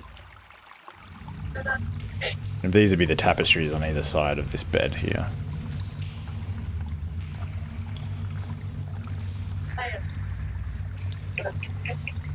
As Ethel kind of walks by, just tell her that, like, this decor really would make for a bad trip. So I won't decorate the tiny hut just like this. No, My plan all along. and sacrifices, and I actually have that lifeless exact marionettes. tapestry, and I was gonna hang it up in there. it's a weird mix. Kind of does a lot to the senses.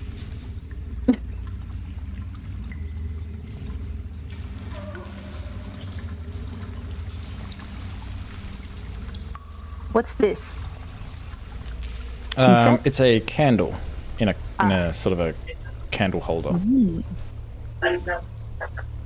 Is there anything unusual about the candle? Only that it's lit. So it seems like somebody's been in here recently, as is the one of the hot plates on the stove is lit. Can I use Mage Hand from this distance to pull down the tapestries? That is a good idea. Yeah, I don't see why not. They probably... Yeah, so I guess they're being suspended by, what do you call it? Like, you know, wooden, like pieces of wood that have like rope in them. So I guess you can kind of pull and try to like snap the rope and sort of pull off these tapestries. Yeah, or even just like lift them up and see if there's anything behind there, but from a distance. We learned our lesson that one time. Oh yeah, you can definitely like kind of anything. use the mage hand to like Yeah. look behind the tapestries, and nothing occurs when you do that.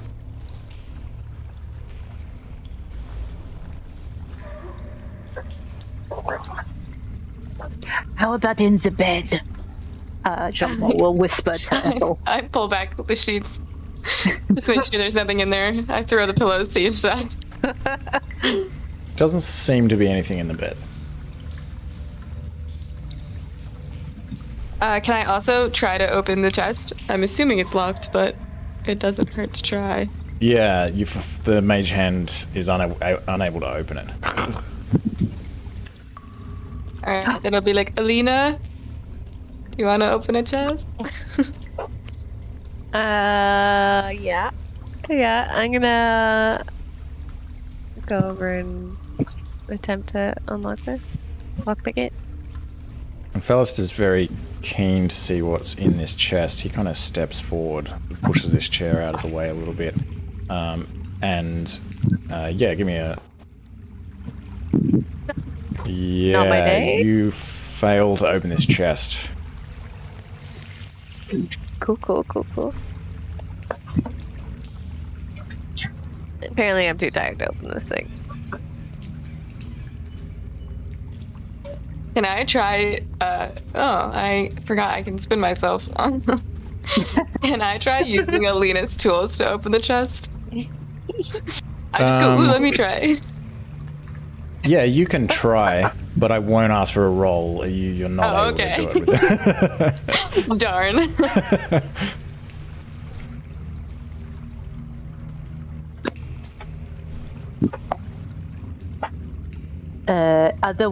Are there any drafts around the walls,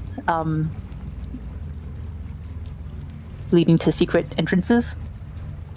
I'll say this time without making you roll that you don't find anything like that.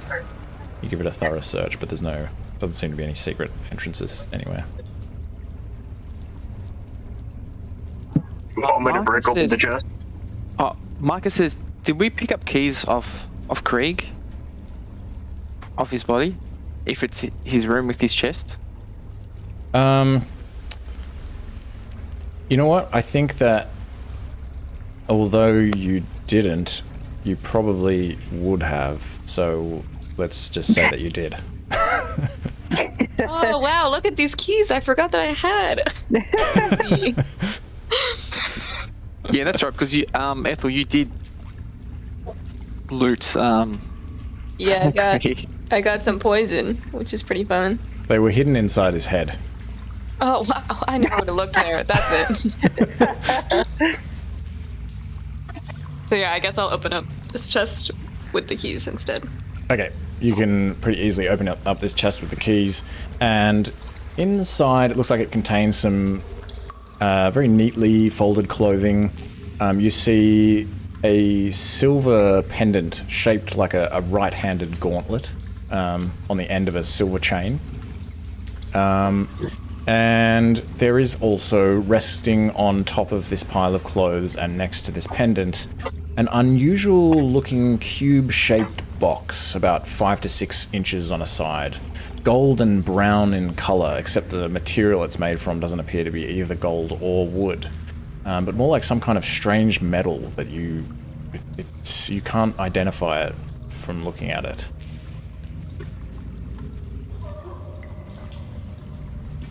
Do I get strong magical vibes from these things? You definitely have an idea that this thing might be magical or fiendish in some way. Anything from the, you said it's a pendant, right? The little hand or a little gauntlet. The pendant, if you want to try to identify the pendant, you can give me a religion check. Okay. Put the gauntlet back. The collector's item is really the left gauntlet. I go, you're right. I just chuck it away. This is like the inferior, more, you know. Common. Very common. Yeah, Now that everyone has the right hand. Now that I think about it, being that you're from Elturel, you'd actually, even with a 5, you would still know that this is a symbol of Torm. Of whomst? Of Torm, Gotcha. the sort of patron god of Elturel. The loyal fury. I guess I'll gather this stuff up and I'll show everyone the nice fancy box. Okay, as you pick up the box, you think it weighs about 3 pounds. It seems to be composed of, if you all kind of have a look at it, of what look like airtight interlocking parts, which look like they could be moved and shifted around. Like some sort of puzzle.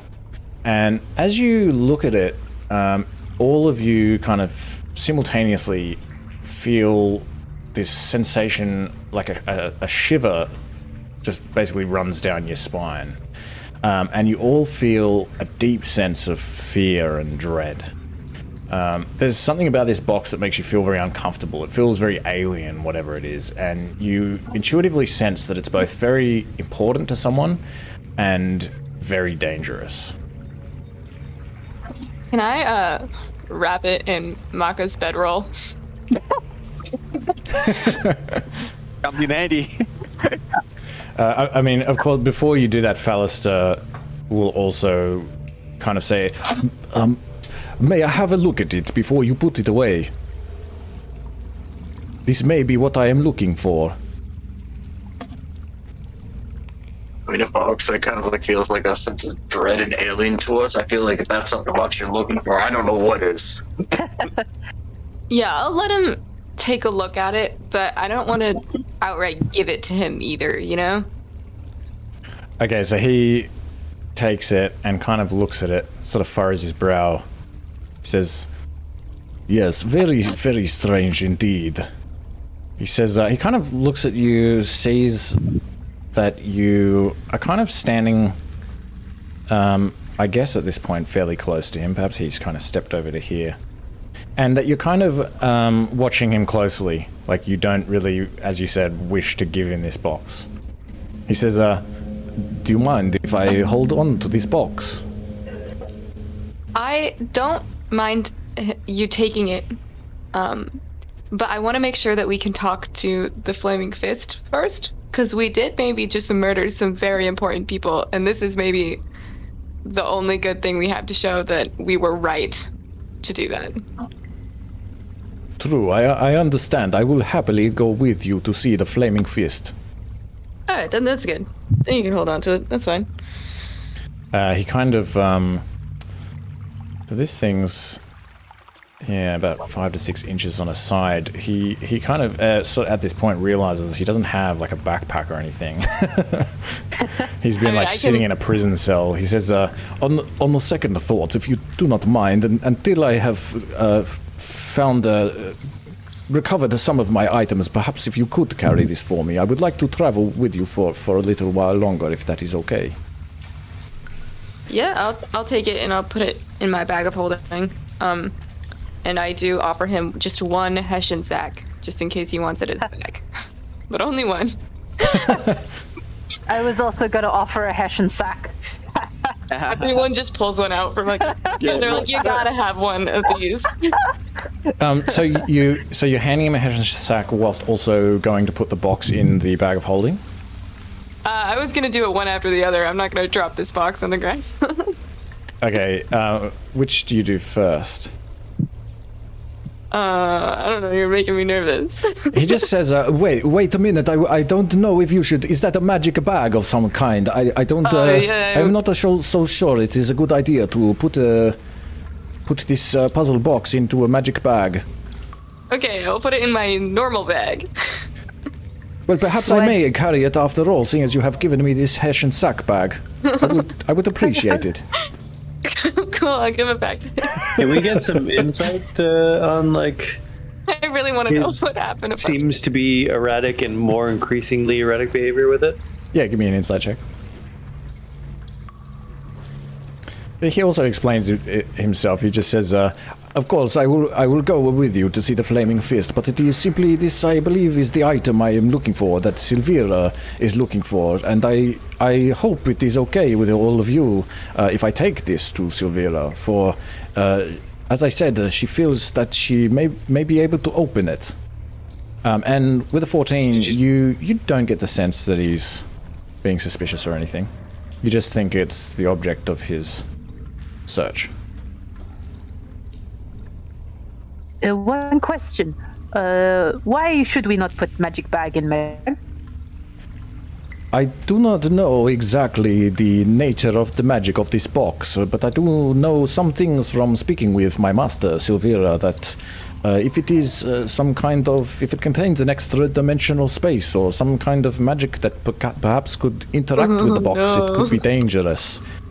Like I said, I am just being cautious. This is prudent. Thank you. Was there any reaction from the shield face when the magic box was revealed? Where is the shield at the moment? Kenzei would have to attune to it, so I imagine you're not holding it. Oh, I see. But I'm not sure. I am like actively using it. I haven't tuned to it, but I am using it in combat. I'm not using any of the benefits, but I'm still using it. Oh yeah, okay. Oh yeah, because you had a shield, so you're using... okay. Nothing in particular. If you're kind of watching it, you might sort of see this sort of dark shimmering around. But nothing in particular, and it doesn't say anything. Mark will also go through the discs if there's any drawers or any notes on the discs or... Give me a perception check. No, sir. Perception check. Thanks. Perception. Wait. During this entire time, Kenway wow. picking up the chair, just sitting there, just chilling. Yeah, you don't see anything particular. I'll say this is just a table. It doesn't have drawers. There's nothing on the table, but you don't kind of see anything about the table that would suggest there'd be anything else kind of hiding in it or anything.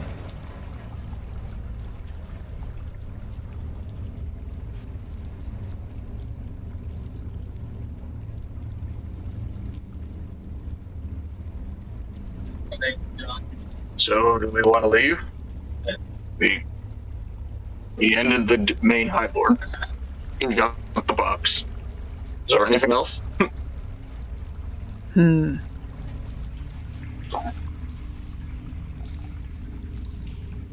a long I feel like day. we got everyone.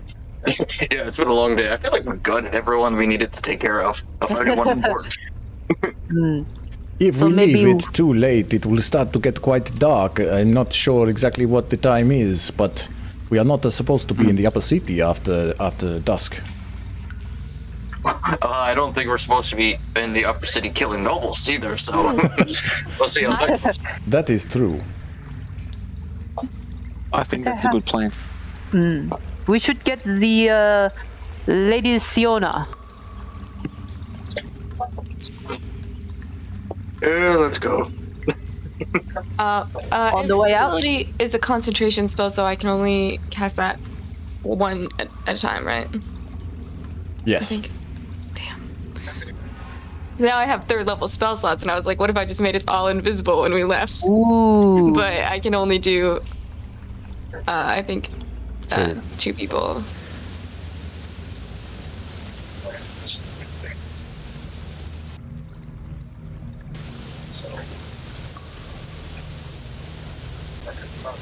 I think it was this way, Kenzei. I think you are right. I'm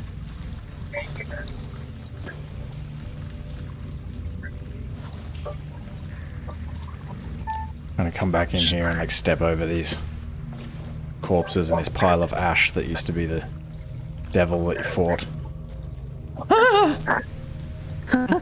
This lady calls out as you come running around the corner. Oh, you scared me. I thought you were a devil. Oh, you are a devil. I get that a lot too. Can we go now? Oh yeah, everyone of importance that we believe is dead, so... I'm just waiting for the rest of the party before I start to ascend up these ladders. Okay. I'm leading the rear. Everyone ahead. They're one at a time, just kind of like a solid snaking this ladder up here. So you can come back up here again and you find this hatch that you can push open. How do you go about that? I just slowly open to see if the way's clear. So I'll say that now when you look up here, you see these horses again, and you actually see the same gentleman that you saw before, and he's kind of brushing the horses. Okay. Is his back towards us, or is he like in a way that he could probably see someone trying to lift up the satch fully? His back is facing you, so he doesn't appear to be aware that you're peeking out at him at this point. Okay, I'm gonna try to slowly open the hatch and try to emerge without him seeing me just yet. Okay, Try. give me a stealth check. I say try because I can Dave's doing this. I'm not sure. I don't know why either, but I'm this is just gonna happening. look at him from the bottom, like, and then put my hand on my face, like, oh, here we go. Yep, it's just gonna be great. Yep. Oh, Jesus. Look at those rolls. Look at our rolls so far. I'm glad we're getting them out the way. Yeah, you as you kind of push this hatch a little bit further, it just makes this very loud, like, sound, and this guy that's like brushing this horse like turns around immediately and sees you emerging from this hatch. And I'll take us over to the map. Does he give us drinks and food? Like, hello, would you like some drinks and food? Oh. No, he drops this brush and kind of looks very uncomfortable and sort of steps backwards over to here a little bit. Looks back and forth between all of you. Doesn't say anything, just kind of... I kind of like put like one finger to my lip and I just kind of like look at him. And I just kind of like make the motion of just... And I will produce from my back pocket, I will produce 10 gold pieces. Ooh. 10 gold pieces. He immediately, sort of indicates to you that he will follow your instructions to be quiet. He puts his hand over his mouth. And as you hold out these coins, he holds out his other hand and takes the coins. And as I kind of like hold up my hand to kind of like give him, and I kind of like whisperly say, "And what did we see this day?" He says, nothing. Yes, sir. And I just place the gold in his hands. I will deduct 10 gold pieces. And yeah, he just stands back against this wall and continues to hold his hand over his mouth, his eyes flitting between each of you. And he doesn't look like he's going to be a problem. Oh.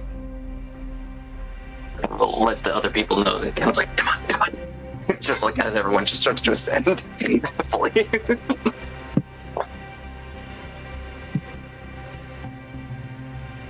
I'm not able to move my token. Ah, okay. Hold on a second. I think I know where that is. Should be good now. Yeah, perfect. Thank Alright. you. I'm gonna just be whispering to Jean Lemore as we walk up, and I'm like, do you think it's a good idea if I cast disguise self as the Lamra Vanthip? No one will have a problem. Oh wait, they probably know she's dead by now. Never mind. I admire your forward thinking, Ethel. I mean, Amric might not be the worst option again. I'm talking about walking through the city, because we might not be good at sneaking. That's true. Do we look extremely disheveled and like bloody and stuff? Yes. We'll probably clean ourselves up a bit. I mean, there's a water drop we now can clean ourselves off at. Yeah, let's magic our blood stains away.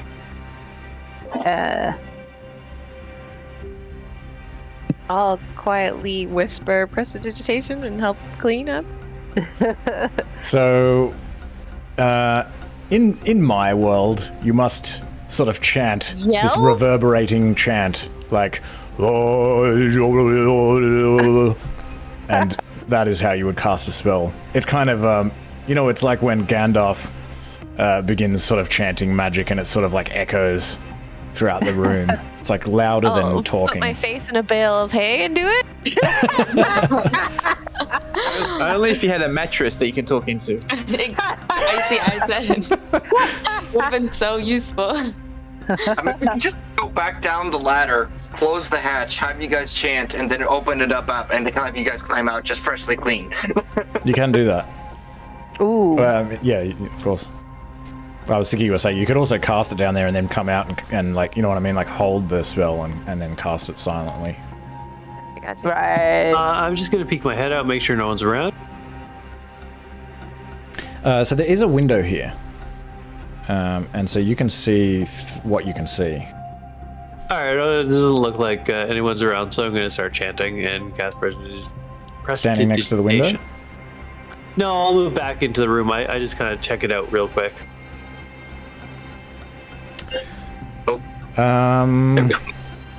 Let me think.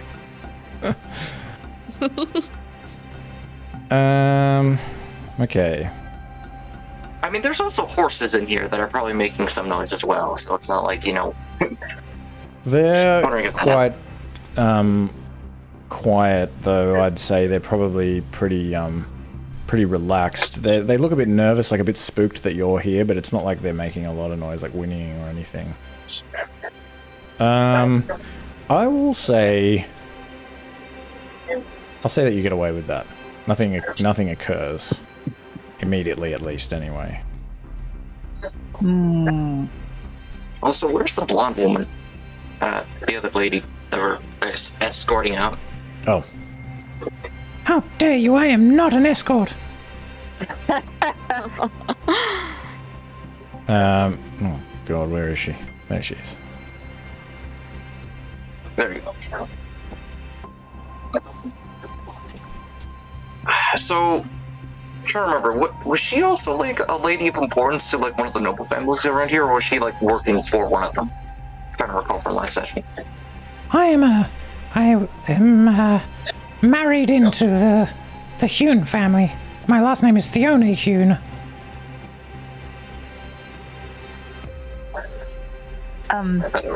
Nice for that one. They are both patriarch families. Okay, we might need that. That might be very helpful. But you do also know that, of course, she was captured by Thelema and kept in a cell. Oh yeah, in this like immediate area with all their guards, it's not going to be any useful. But at least out in the city, maybe that'll be useful. Am I able to see through Dinner's eyes at all, like a familiar, or no? No, because you're not a wizard, so yeah, you don't possess that ability. I see.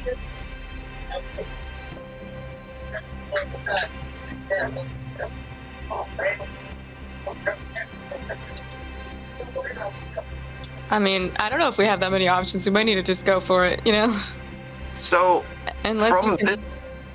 Oh, sorry, go ahead. No, I was just gonna say, unless you can think of someone who would like one person or maybe two people, because Alina can cast Disguise Self too. Maybe like Ooh, two yeah. people that could make this party not seem suspicious. But I don't know. I can't. I don't know if I can think of anyone. I got this. I'm going to kick open the door. Kick open the door. Okay, Yeah, dramatic, like. Ah! You kick open the door. Let's roll for initiative.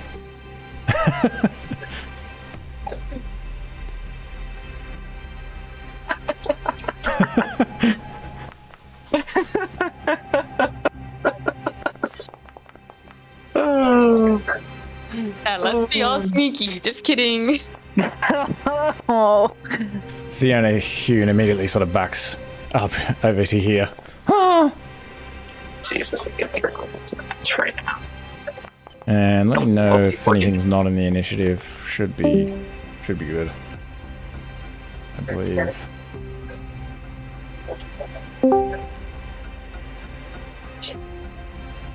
And Ethel, you're up first. What do you do? Oh no, I'm up first. Oh, I didn't expect that. Not that Rhea, Fisk, or the two unknowns. Oh yes. Into the else. Thank you. Oh yeah. Mark was just having some technical issues. So he's I rolled Ray for you, I guess. Okay, sorry, Ethel, you're not up first. Good. Whew. And so you kick this door open, makes a huge amount of noise, like, and it like nearly like kind of comes off its hinges a little bit, and immediately this guy, you see this guard standing over here, and he's like, there they are, and he begins running towards you. And he's got his halberd in hand. He's going to dash all the way to here. Now it's your turn, Ethel. Okay, I can see him, but I can't see anyone else. So for now, I'm just gonna chill, touch him.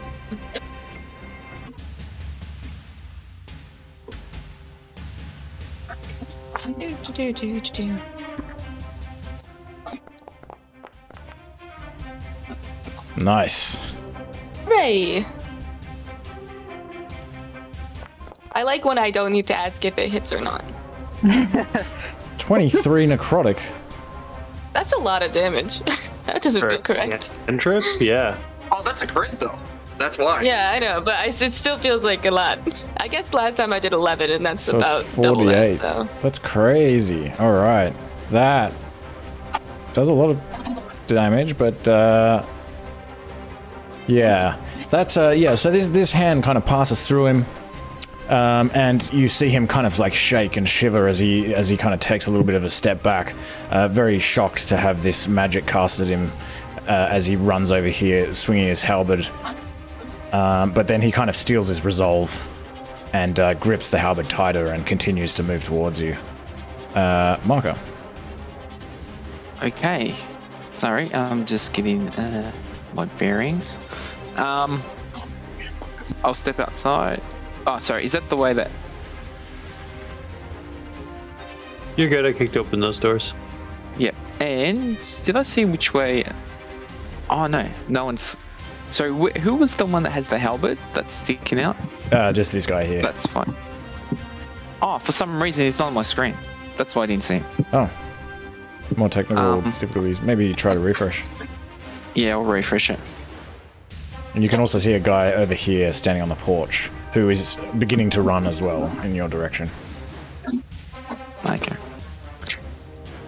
And you can probably see Well, that the back door as well at the porch is open.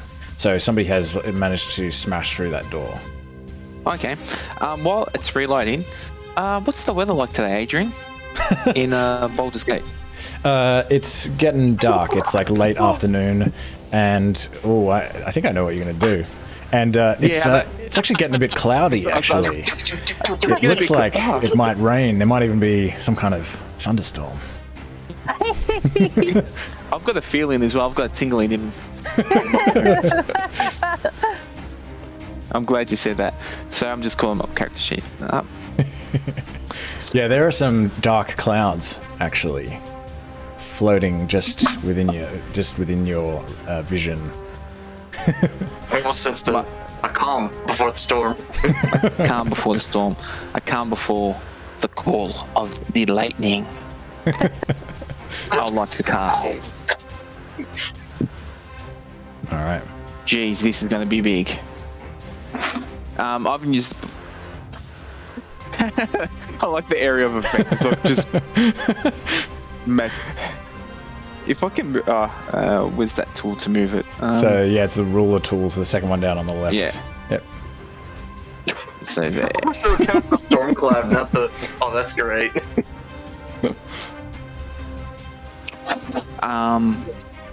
So yeah. And I think you can do a lightning on the first one, can't you? Good question. Yeah, you can when you cast the spell. Okay. So it's a DC saving throw to begin with. Which one are you targeting? Oh, sorry. I'll target the one directly in front of us. Okay. To begin with. You kind of see him like glance up a little bit, just sort of has to like move his head back a little bit to kind of see up over his helm. Kind of glances up as he hears this like thunder above him, like as these like clouds begin like rumbling, and there's this like electrical energy gathering in the sky. Just as he's kind of like stealing his resolve and about to hit Gennaro, and you've kind of like started casting this spell, and he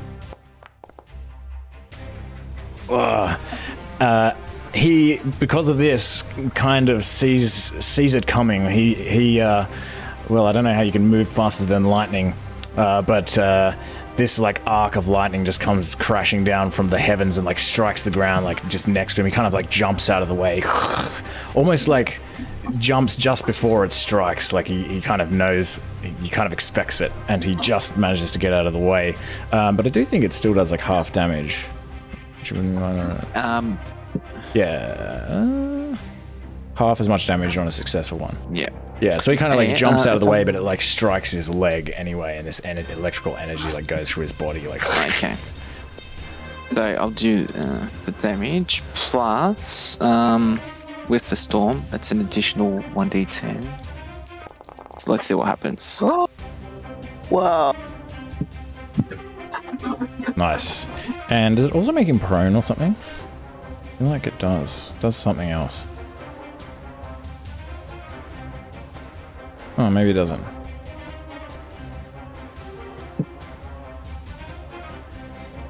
Okay. Alright, seems good. Anything else? Okay. Dinner. No, that's all. Dinner, go forth. Help. Okay. In turn. Alina.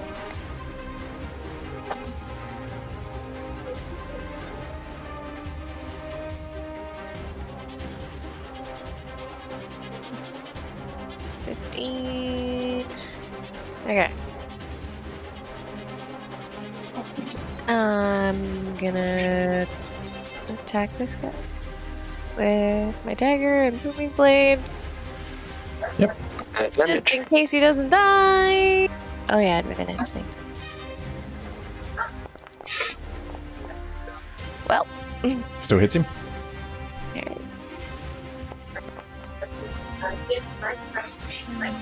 Okay. 7 piercing. The only thing is, though, he is going to react to this. Okay. And he kind of swings back with his halberd as you run by and like trying to stab him, and he knocks your knife out of the way, so you're not able to get him. Alright, let's try with the other one.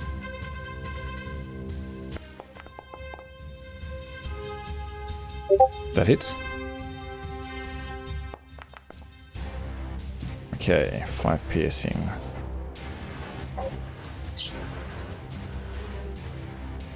Oh, right, I can't do that. No, you still can. The first one didn't hit, so you still can sneak attack. Oh, okay. Yep. Things I don't know. Nice. Even though he deflects your first attempt, you still manage to just stab him like up under the armpit. and he is definitely bloodied. Oh. Does Booming Blade work on the second one? If you no, because you cast it on the first one, I think. Okay. You. I know. Well, you didn't, but you would need to Right? sort of declare if you cast it. Okay.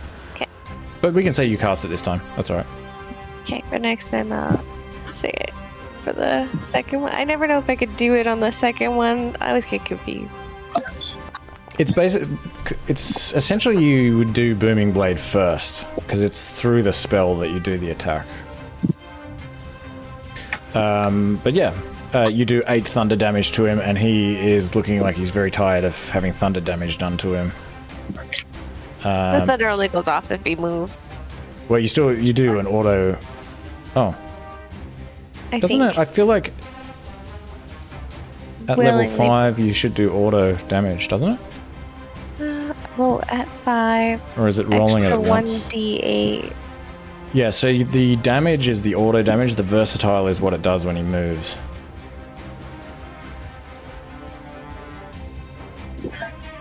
So I think if that was the damage roll, then that would be automatic.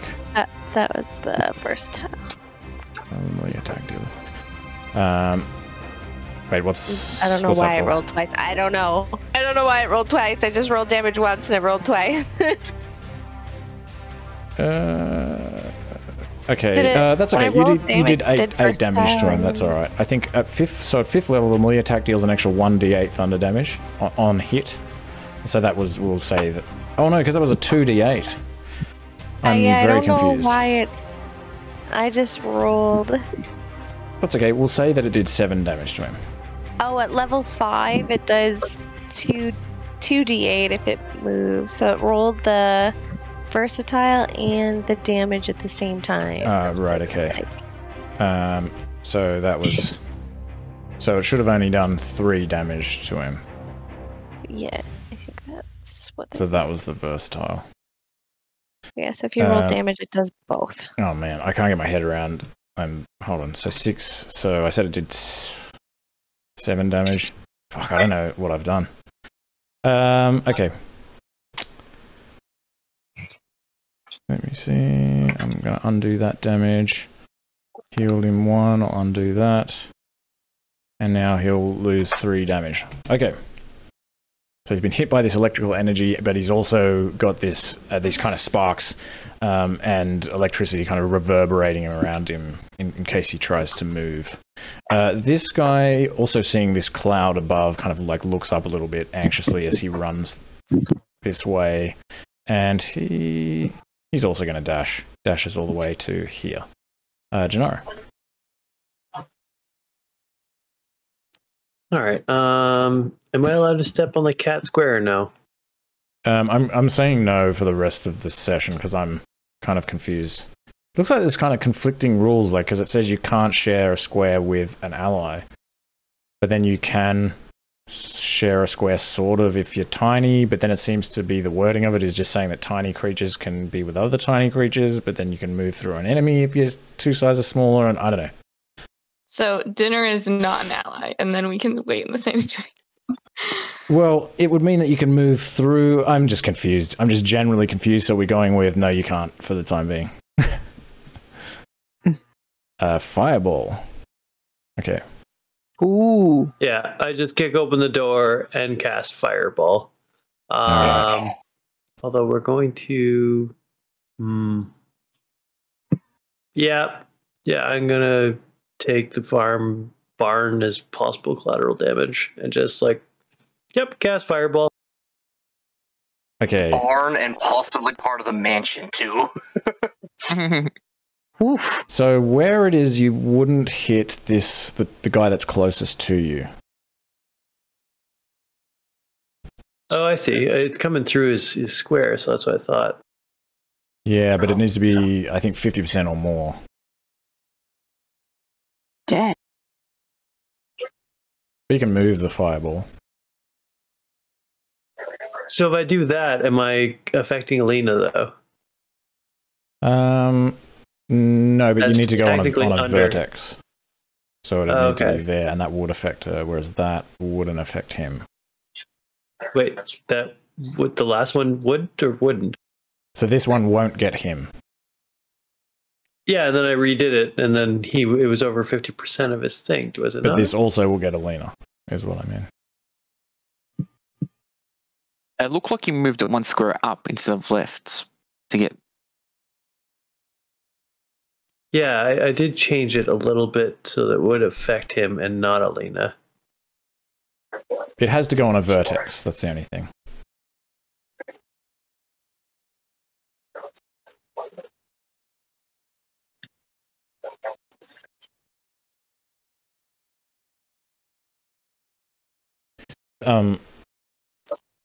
It's so if you want to move it around, just select the rather than Like that one there, it goes through both the corners and more of that. so a vertex is the crossing point between the sides of the square, so it can't go like in the middle like that. It needs to go on a vertex, so either like like on one of the points, like here or here. Section.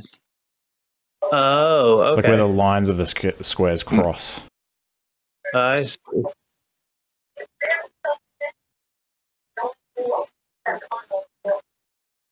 Oh, I see how it works. Then fuck it.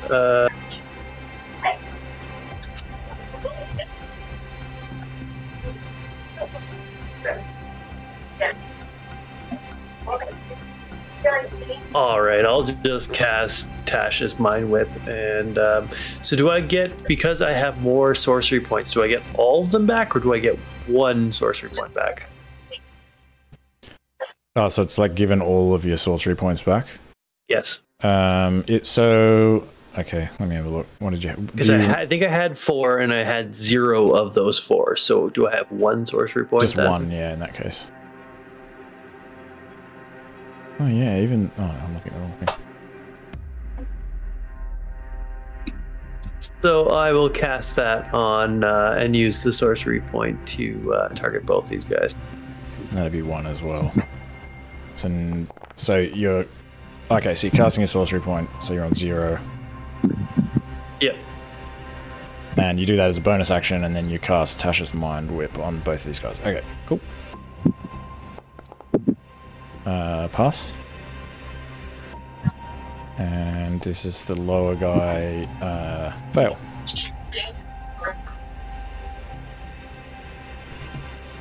And that was 10 psychic damage. Okay, so this guy takes half. And this guy takes the full 10. Oh shit. Cast? Like this guy here to your right? Oh no, no, you wouldn't be able to do that. You can't move across a corner. That's why it doesn't let you. So you'd have to, yeah, you wouldn't be able to move. You won't be able to push through the enemy. Oh, sorry, this side of the door is open. Yeah, so you can go that way. Never mind, it's fine. I don't actually need to use the sorcery point because it casts 3rd level. I can target 2 people. Oh, okay, cool. Feel free to give yourself back that sorcery point if it lets you do that. Cool. And then, yeah, I will end my turn. Okay, Fisk is going to step over to here, and he's going to fire through this window at this guy that has the Mind Whip with his crossbow. And misses. Kenzie. I am going to move over to here and attempt to hit this guy a few times. Okay.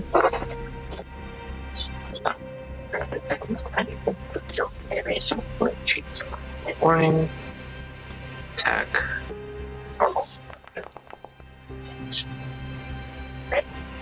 20 hits.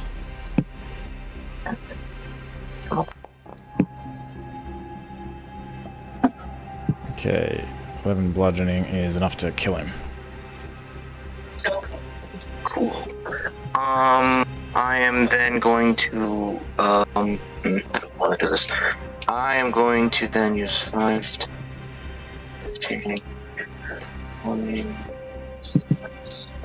And move over to here. And I'm going to attempt to smack this guy. Leave enough opening for people to range people to get hit, and hopefully not get caught in a lightning bolt. As I see it raining down on my enemies in front of me, and hopefully not myself. Okay. Attack. Nope. Miss. So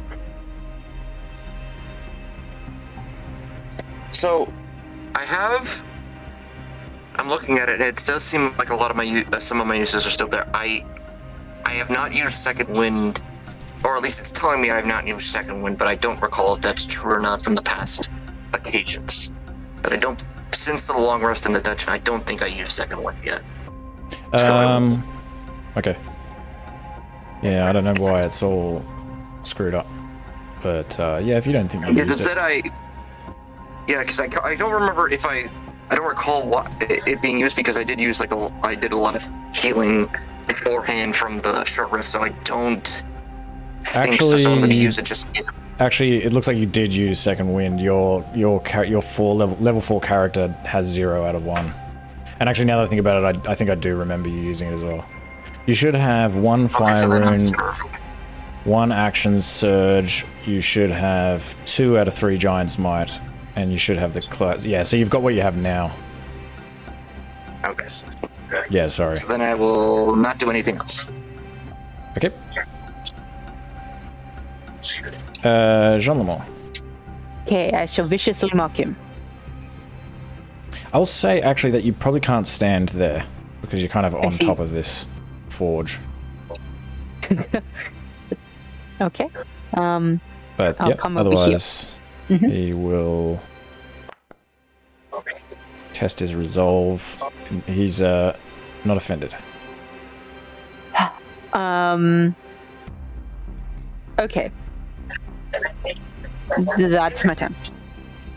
Okay, Rhea.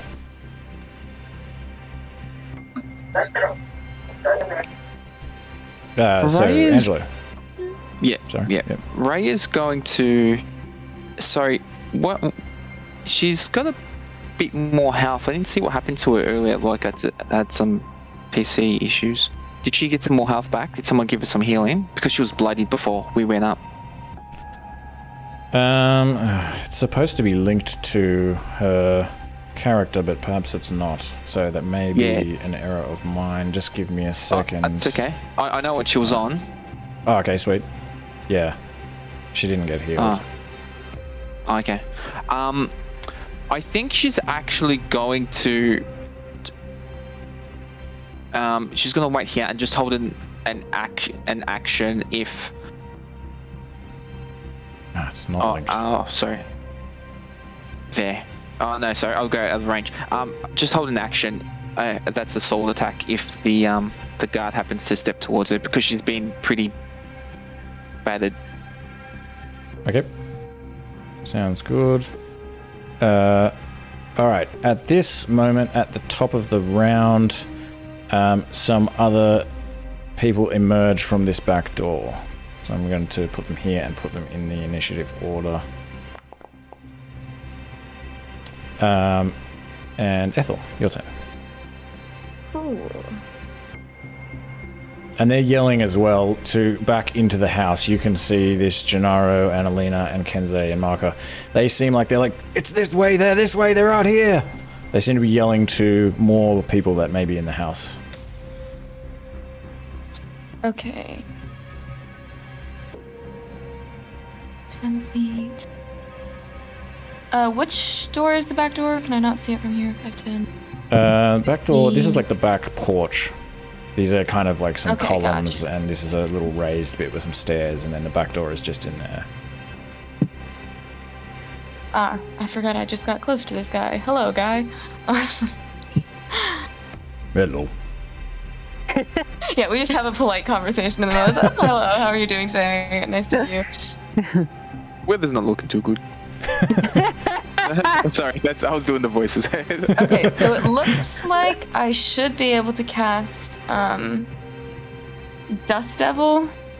Okay. right next to this guard who just came out on Alright. the porch. That's I think should be 60 feet.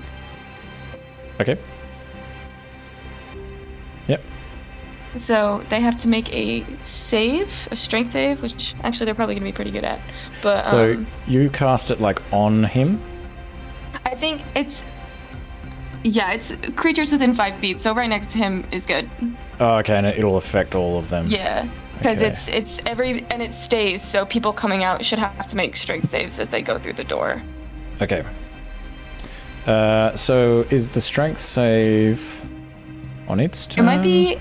The Yeah, it dust might be devil? at the end of their turn. Ends its turn. Okay. Yeah. So just remind me of that in case I missed the Yeah. dust devil that's standing there. Anything else? Hopefully that affects everyone who's coming out of there. And then for my bonus action, I politely introduce myself to the guard in front of me. I'm just kidding. I'm not telling him my real name. You can speak without using an action. Marco.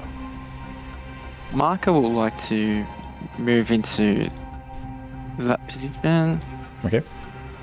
And I'm just gonna put my lightning cloud back on. I think it was deleted before. Oh yeah, I must have deleted it when I deleted the fireball. That's fine. Yeah, that's I mean, all we good. can just assume that you can reach Oh, all yeah. of these guys. Yeah, it was definitely within Yeah. with build. So with his action, he reaches up to the sky and just clenches his fist to cause a lightning strike and place it right between them. Okay. So is that how it works? It's like anyone within... Oh yeah, within 5 feet. Nice. Yeah, within 5 feet, yeah. Awesome. Okay. As this dust, this like twister of dust begins to spin in front of them, and this strange kind of creature begins to appear. Suddenly this lightning just right next to them, and wait, what happened? Conjure animals. Oh, sorry, my bad. And animals come down. No. They jump out of the lightning. Pass and fail. Lightning wolves. I'm assuming. Okay. 15. Yeah. Oh no, that's a strength save. Sorry. Just that and.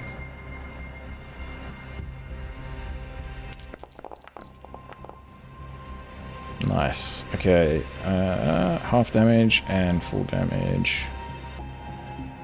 Okay. Anything else? Okay. Alright. Okay, so this guy, at the end of his turn, he makes the strength save, but he's going to kind of run around his friend and run this way. 20, 30... He's not allowed to just run away from my spell. That's so rude. He has to stay where he is. I don't think he does. And he's going to dash over to here, back up his mate.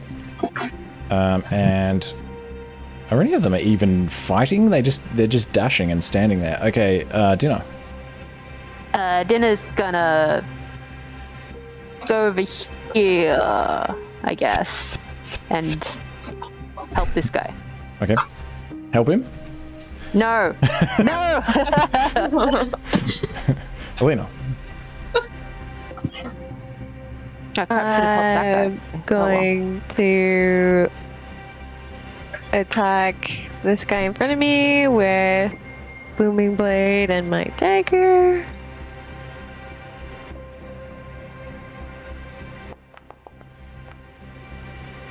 That's a hit.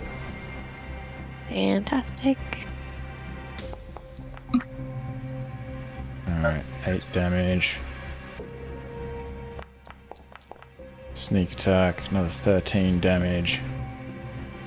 And the damage button is the one you want, not the versatile one. I think. Yeah. Did it, but now what? Okay, yeah. Alright. Cool. And then do I need to do the one for versatile if he moves? Yes. No, just we'll do it if he moves. Okay. And I think you can still attack with your other dagger. Yes. Thank you. Sorry. I was distracted. That's alright. That's a hit.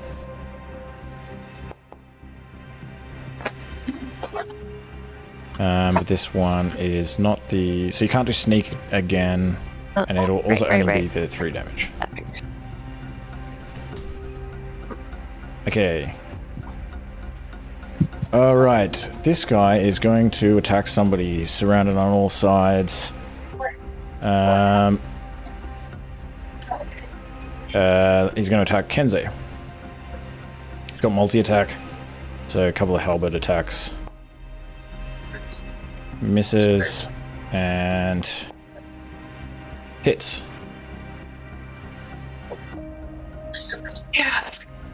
For this 5 slashing. Dinar. I'm going to sorcery point firebolt these 2 guys. Firebolt So will... I'm disadvantaged, right? Yes. Although flat roll for this Plus guy. 1. That one... Which one were you aiming at? The one that I get a disadvantage for. Oh, okay. Yeah, that misses.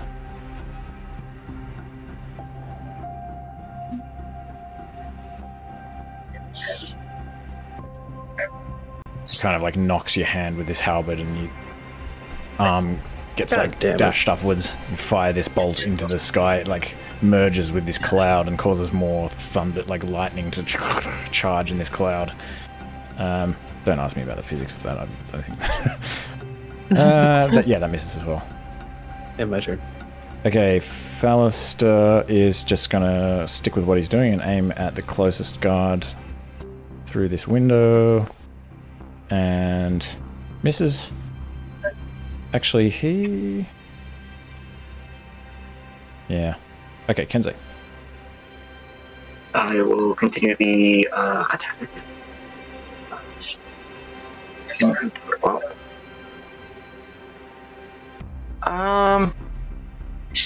Yeah, we'll start off first. We'll use it because I have 4 of these. I don't know how many more I will have at this point, but I will just start using this giant smite. Okay. Giant smite. Giant smite. I always say giant smite instead of giant smite. Where is the... Okay. I mean, that's the fire rune right there. It's just a giant smite. But the tree is going to be... Yeah, you can stay there. That's fine. And once again, we will continue with the onslaught of the Knabo. Normal. That's a hit. Damage close 1d6 because of transfer. Alright, 12 bludgeoning. He's looking pretty bludgeoned. And next attack. Oh. Nope. Miss. It's just gonna go. We'll use an action surge.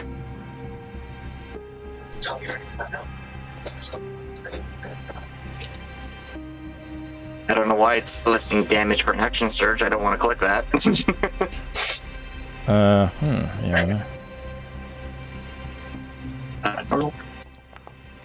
that hits. Damage. Normal. Yep. And then the front. Nope. Miss. That's it. Okay, jail. Okay. I'm going to target the guy on the right. Yep. First with unsettling words, which means he has to. Yep. So I'm going to expend one of my bardic.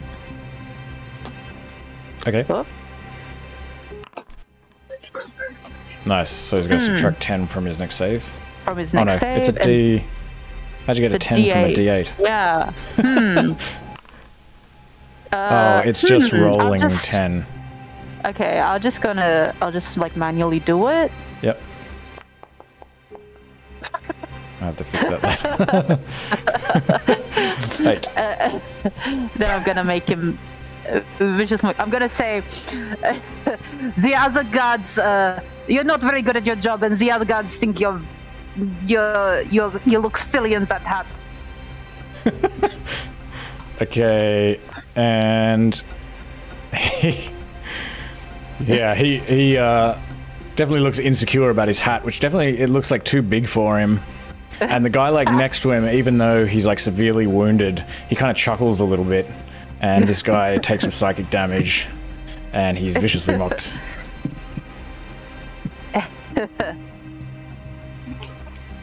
End turn. Okay. This guy also gonna run away from the Dust Devil, and going to charge into here. Rhea. Rhea will move into this position. She's had enough, and she's gonna lay into that guard there.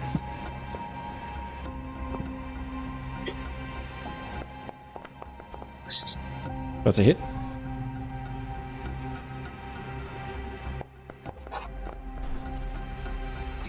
Eight slashing. He like tries to parry, but just the sheer force of her coming down at him with this longsword just like pushes the back of the halberd towards him, and the spike just goes straight into his shoulder. It's like, ugh! Miss. And the short sword. Oh. And in turn. Okay. At the top of the round. Nothing happens at the top of the round. Ethel, your turn. So I know you said that we heard more people coming out of the house. Is that just the 2 guards who came out of the house? Or can we hear more yelling? You saw these guys that came out of the house yell back into the house as if they were yelling to someone. Okay. But nothing else has happened yet. As a bonus action, I can move the little Dust Devil up to 30 feet. Okay. So I'm just gonna move it around a little bit on the dirt on the lawn, because it says it can pick up the dirt. Okay. And make it into like a cloud instead. Like it's not, it's makes it 10 feet. 10 feet yeah, effect or and something? also it obscures vision. Okay. So I'm just gonna move it over a little bit and then move it over in front of the door. So it is not only blocking the door, but it also obscures vision. So you go like this and pick up some dust and then move over to here or something. Yeah, exactly. Okay, sweet. So now, you know what? Maybe it can be useful if it blocks someone's vision. I didn't actually realize it only happened at the end of someone's turn, and that makes this spell feel less fun. And then I actually think I'm just going to take an action disengage and just take a step back out of the range of these guys. Okay. Marco. Marco will, like, again, reach up to the sky, clench his fist to call a bolt of lightning into that square there. Alright. Would you like the squares or the vertexes for these? Well, if that's the case, I'll put it there, so it's within 5 feet of that. So what does it say? Like it has to target smells a point. It says it can target an area, and within any creature within 5 feet. Well, this says choose a point you can see under the cloud. A bolt of lightning flashes down from. I mean, either way, you can hit both of them. So it's yeah. And okay, a couple of dex saves, top to bottom, and wait, what happened? Oh. Okay, so pass and fail.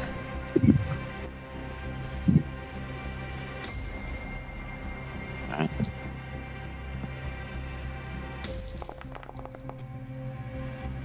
Nice. Half damage and full damage. Okay, both of them are struck by this lightning and looking pretty fried. Intern.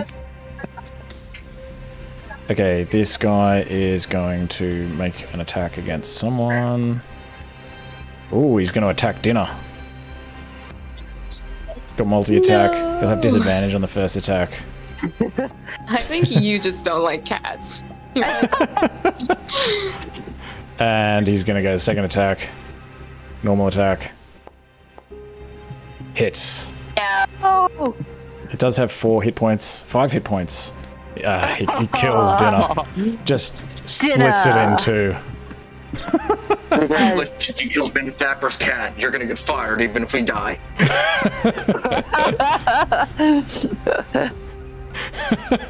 Oh my He god, looks, can he looks a Dinner bit not stressed come out when you back? say that. Disaster. But yeah, Dinner is unfortunately doesn't come back. Alina. Okay, I'm just gonna continue to attack the guy in front of me. Booming blade and dagger. I'm just curious, Adrian. I know you targeted Dinner. Would they not realize that that's the house cat? Or because probably because it helped action? Yeah, probably. I'm just But yeah, curious. because it kind of flew over and it's like scratching at them. Yeah, it's scratching it. Yeah, cool. Yeah. Yeah, good point though. He looked a little bit unsure when he did it. He's like, oh shit. a Yeah, scratch the of 8 love. will kill this guy. I assume you're targeting him. Yes. Okay. Okay, and then I'm just gonna step up and attack with my other dagger and booming blade on this guy. You already did the booming blade on the other guy, I think. Or did you? I guess did he die before I cast it? Booming blade goes first, you said? Yeah, you gotta do it first, and yeah. Okay. But 21 hits. Okay, so for 4 damage. Janara. Oh, sorry, forgot about the sneak. That's okay. Sneak damage. Whoa. Okay, he's looking pretty uncomfortable. You've just like shanked him in the side, in the back. Janara. I'm gonna make direct eye contact with this guy below me, and I'm just gonna take a step backward.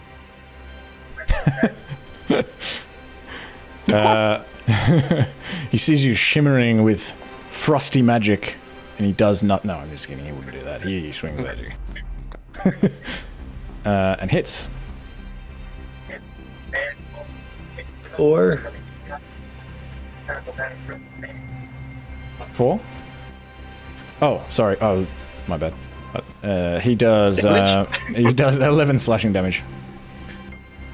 And how much does he take? So he takes 10, I believe? Just 10. Okay. And also this other guy will swing at you too.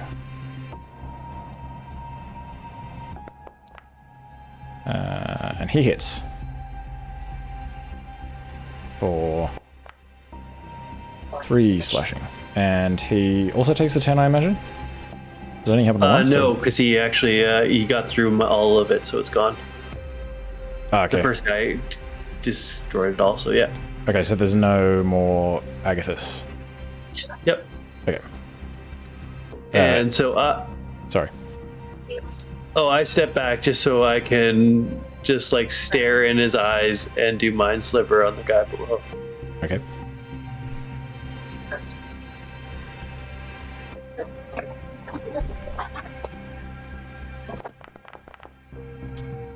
Nine misses.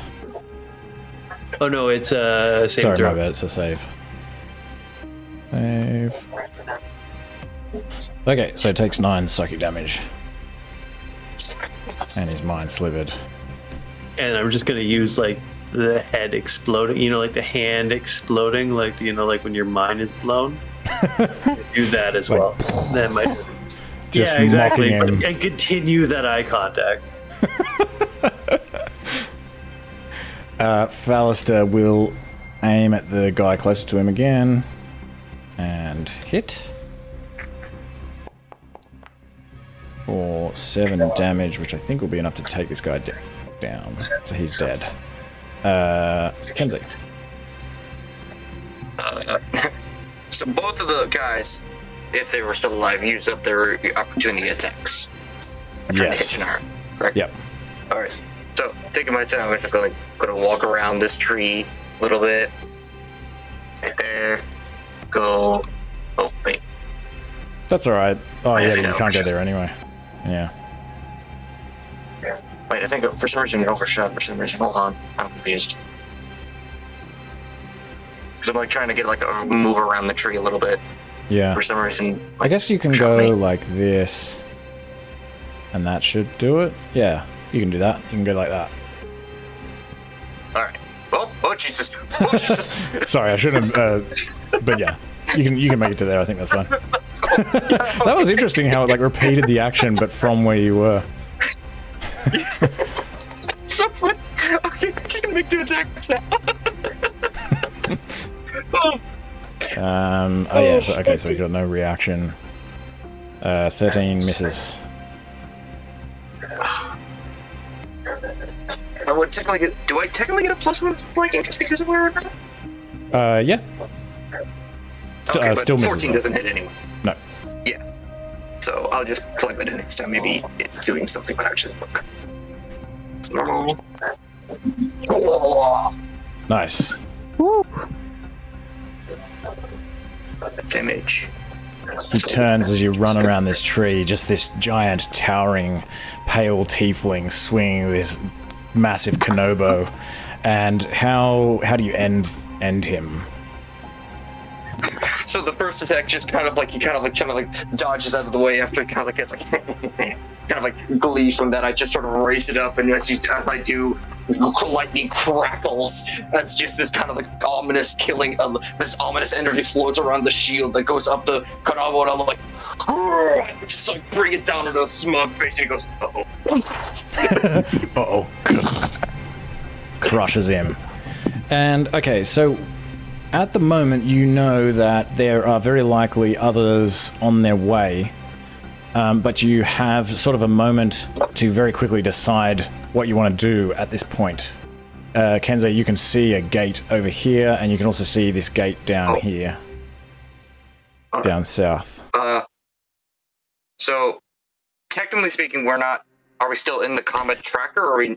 I'll leave you in the combat tracker, but I'll give you a moment to move freely. But you have to make a quick decision in real-world time what you want to do, as you feel it's not long before others arrive on the scene. We run? Time to dash. Run. Time to flee. Wait, Alina, can you keep up? Can you try to keep making noise back here with prestidigitation? Is that something you can do?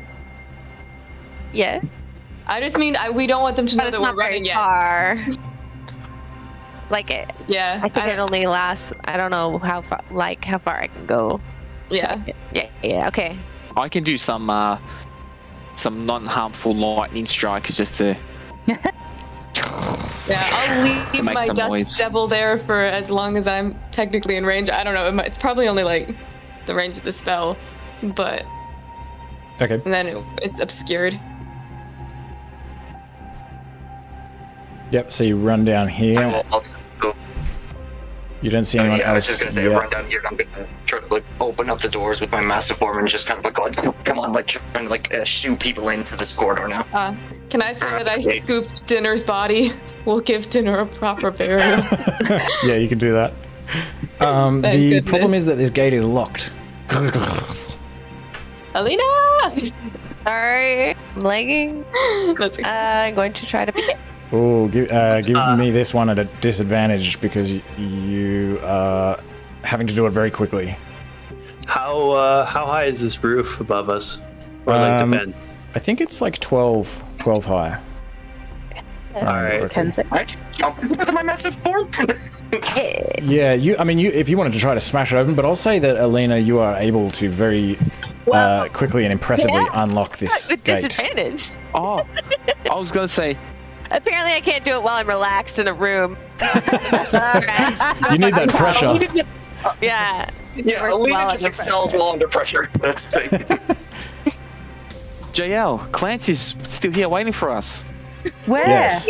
As you come out into this into the street, you see, standing nearby where you left him, Clancy is standing there with his cloak, with his head bowed and his cloak over his, his hood over his head. You imagine that there have been people passing by, but seeing as it's not yet dusk, he miraculously has not been questioned or hassled. And you feel that he's still standing. He still may respond to your commands, perhaps. Oh, I'm gonna yell, Clancy, follow me! And he immediately turns and begins skittering along the street towards you. And if Wait, everyone, just at this, oh sorry, go on.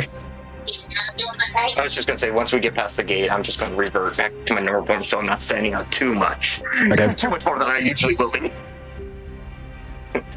Where am I? Okay, and just give me like 1 minute to quickly run to the restroom, if you don't mind. Just give me a couple of seconds. Okay. I'll just pause. Sure. I won't be long. If anyone else wants to, of course. Yeah, you guys should do the thing just in case. Cool.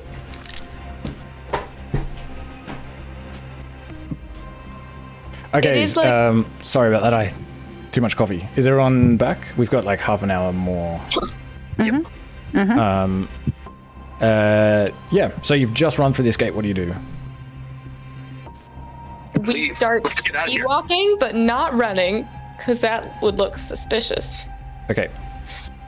So as you do that, Fallister is going to pull the gate closed, and you can sort of run off into the street, but you hear this like shouting from behind the gate as these guards follow you towards the gate. And you head back into the upper city. Maybe we can ask Lady Satya to escort us out of the city, maybe, if she's part of one of the families. Hmm. So it's all calm out here on the street, but yes, she says, she looks at you when you say this, as she's kind of like, What? Screw that, I'm going back home. She begins to try to walk away. And you can still, despite the peaceful nature of these upper city streets, you can still hear this like shouting, and you can tell that you're being like searched for by these guards. Can we go to her home? Oh no, I'm afraid my father would never allow strangers in. The strangers that saved your Not life? even the saviors of your... She's like, No, I'm very sorry, I have to go. She begins like walking away. Wait, I thought you said she was an old Grab lady. her arm. Is your father still like around? hold my arm in hers and be like, "Yep, we're going to your house." Good point. She said her brother. Did I say father? I'm sorry, I have father issues. My brother is what I meant. And what was that? Sorry, somebody tries to grab her. I just like hook my arm in hers, like we're best buddies, and just like squeeze. So as you do this, you can hear this like shouting getting closer. We're speed walking. Well, she's kind of walking the other way though. Let me go. Are there any shops open I could quickly duck into? In this area, I'd say there wouldn't be any shops. It's mostly just homes and... Is there... Are we is there near the... Oh yeah, go ahead, sorry. So are we near like any of the temples? The districts around here? Can't recall. Yeah, so the temple district is... So I'll bring this up. The temple district is, yeah, very nearby to where you are, just kind of to the south.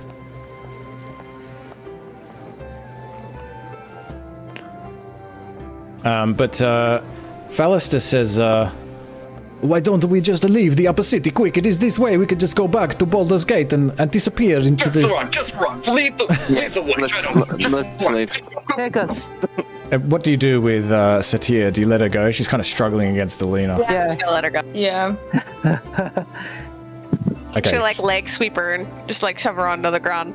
Wow. This is a distraction. Oh my god. Your legs would fall onto the ground. She cries out as you just see this like pain like rack through her face, and you hear this like loud like crack, and she's like lying on the ground like, "Oh, help me! Help me!" Perfect Like distraction. making like a lot of noise, and some passerbys that are kind of passing by, they kind of look in your direction. There's like somebody down the end of the street, and they're like, "Hey!" But you, Run away quickly. Bye. Move away very I'm quickly. pulling up my head and I'm running. Okay, so you can run towards Baldur's Gate. And as you arrive, you see like all of these watch guards standing around at the gate, and they kind of see you running, and a couple of them sort of look up into the sky and look back at you. They're like, "Nearly didn't make it, I see. You better get going before we clap you in irons." Thank you. Thank you. Yeah. Usher you through the gates. There's a storm coming, rolling through. Just be careful.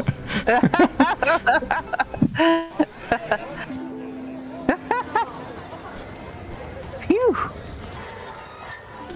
So yes, you move back down into this lower city. There's a light fog drifting through the area, as there often is coming up from Greydock, and there's a lot more people in this area. And what do? You probably feel that you're still being searched for, but you do feel also that you've kind of gotten out of the way for the moment. And there's a lot more people around. Let's just go to the blushing. But maybe we should go to the Zodge, no? Show him the findings and get our reward. This is like, I feel like if we just went to bed right now, things could be real bad for us in the morning. We should go talk to the Flaming Fist, probably.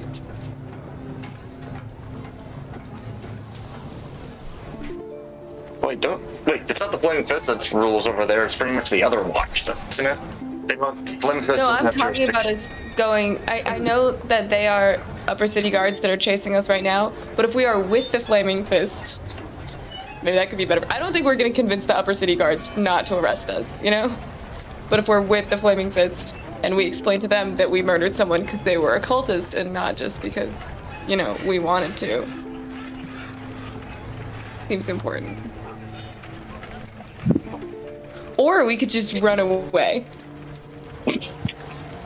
Fallister's like, "I am very interested to see what the Zodge says." Yep. Plus, we can explain to him, like, BTT's plan of causing chaos and, like, for the residents to rebel against the Black Fist. Rhea says, "However, it could also be a good idea to hide until morning and then see Captain Zodge." Let me throw you. I think just having rest over the night, let all the commotions like blow over. Fallister's like, "But what if they come and check in this, in the Blushing Mermaid and they find us there?" I mean, the whole place is run by city people. I don't think they're going to run us out. I agree. I'm sorry. I'm just making things harder.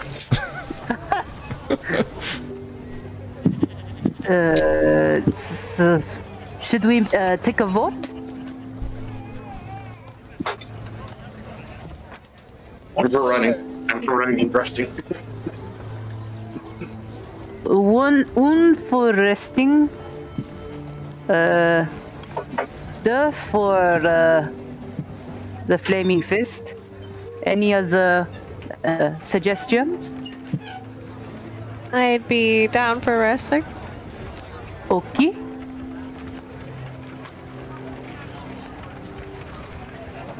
Gennaro? I'm pretty neutral. The Flaming Fist or resting both sound good to me. Ah, man, where's your passion?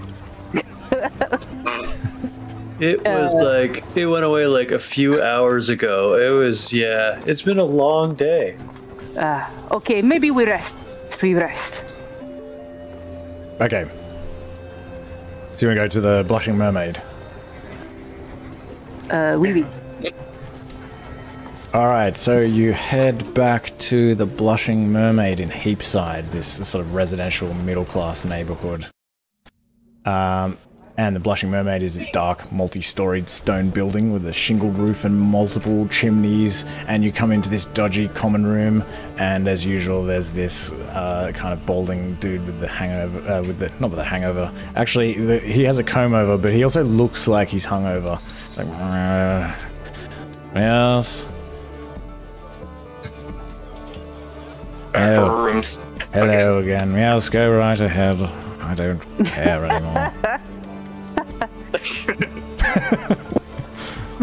It's been a long day. I'm sure you were just relaxing by the pool, but I have to work today. At least you're not went to the sewer system for the 15th time, it feels like. Oh, the sewer. How nasty. You kind of get used to it, really. He says, No, he says, oh, actually, by the way, I believe your friend may have left while you were away.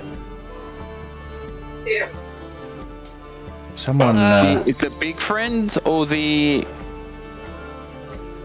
tinier friend. The normal Yeah. friend. well, both of them, actually. I think the big friend left and he came back. He was holding something, like a hammer or something. And then he left again, rather in a hurry, with a very tall man with parted black hair and a waxed moustache and such. I remember he brought someone in like that with a sack over their head. I don't know. How long ago was it? Oh, who can say? A few hours. Can we go back to these rooms? Yeah, let's have a go look. ahead. You paid me plenty of gold. No one else is going in there tonight, that's for sure. Alright. We'll go back to our rooms and see what was left. And if anybody asks if we're here, the answer is no. Okay. I wouldn't tell anyone anything anyway. Oh, wait a minute, I just told you that your friend left with your other friend. It's been a long day. At least you're self-aware. And whoever's close to me as we kind of walk by, I just go, you know, the customer service isn't great, but he knows how to match the energy of the group. And I appreciate that. So you head back beyond this common room and you go in through this kind of confusing maze and down a couple of levels back into these basement rooms. And sure enough, when you get there, you find a bit of a scene. The table that you tied Amric to has been flipped over. And the manacles that he was chained to appear to have been broken and are lying on the ground. And there is nobody else in the room. This is why I was gonna leave my cat behind. This is why I wanted to kill him. Throw him in the dock or something. Are there any signs of, I don't know, planning where they might have gone or? Yeah, you can have a thorough look around. You don't find anything else except you find a hammer and a handful of pitons lying on the ground. Not a pittance, some pitons. What's a piton? It's like it's sort of like a tent peg. Oh, okay. And you can see. Camping.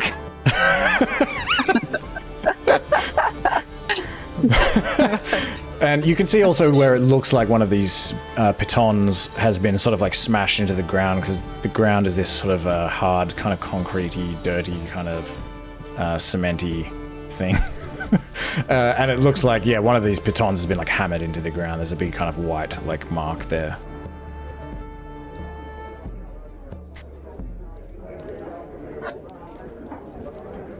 Well, we can either go try to find them or we can go to bed. I feel like those are our two options. I'm not up for going for a manhunt. We don't know where they would have gone at The this bed point. is so close. Yeah. Oh my god, imagine having spells again.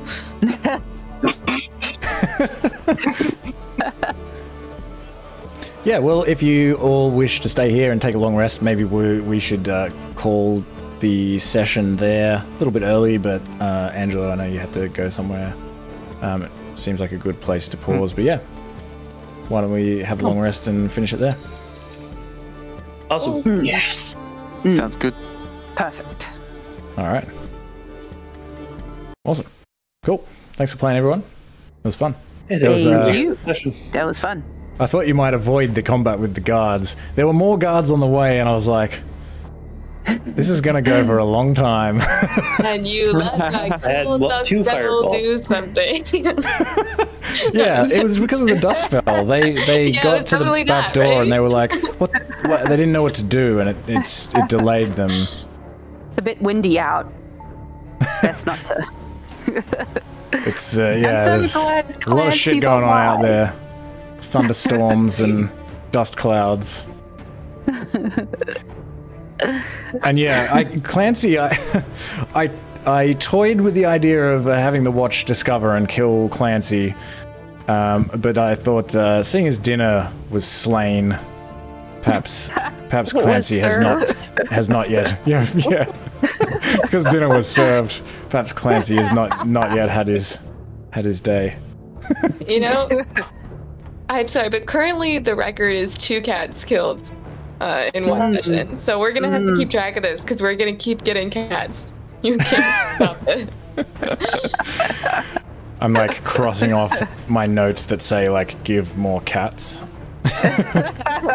Give and take more cats. Reach You cat give it. quota. Yeah. Take it away.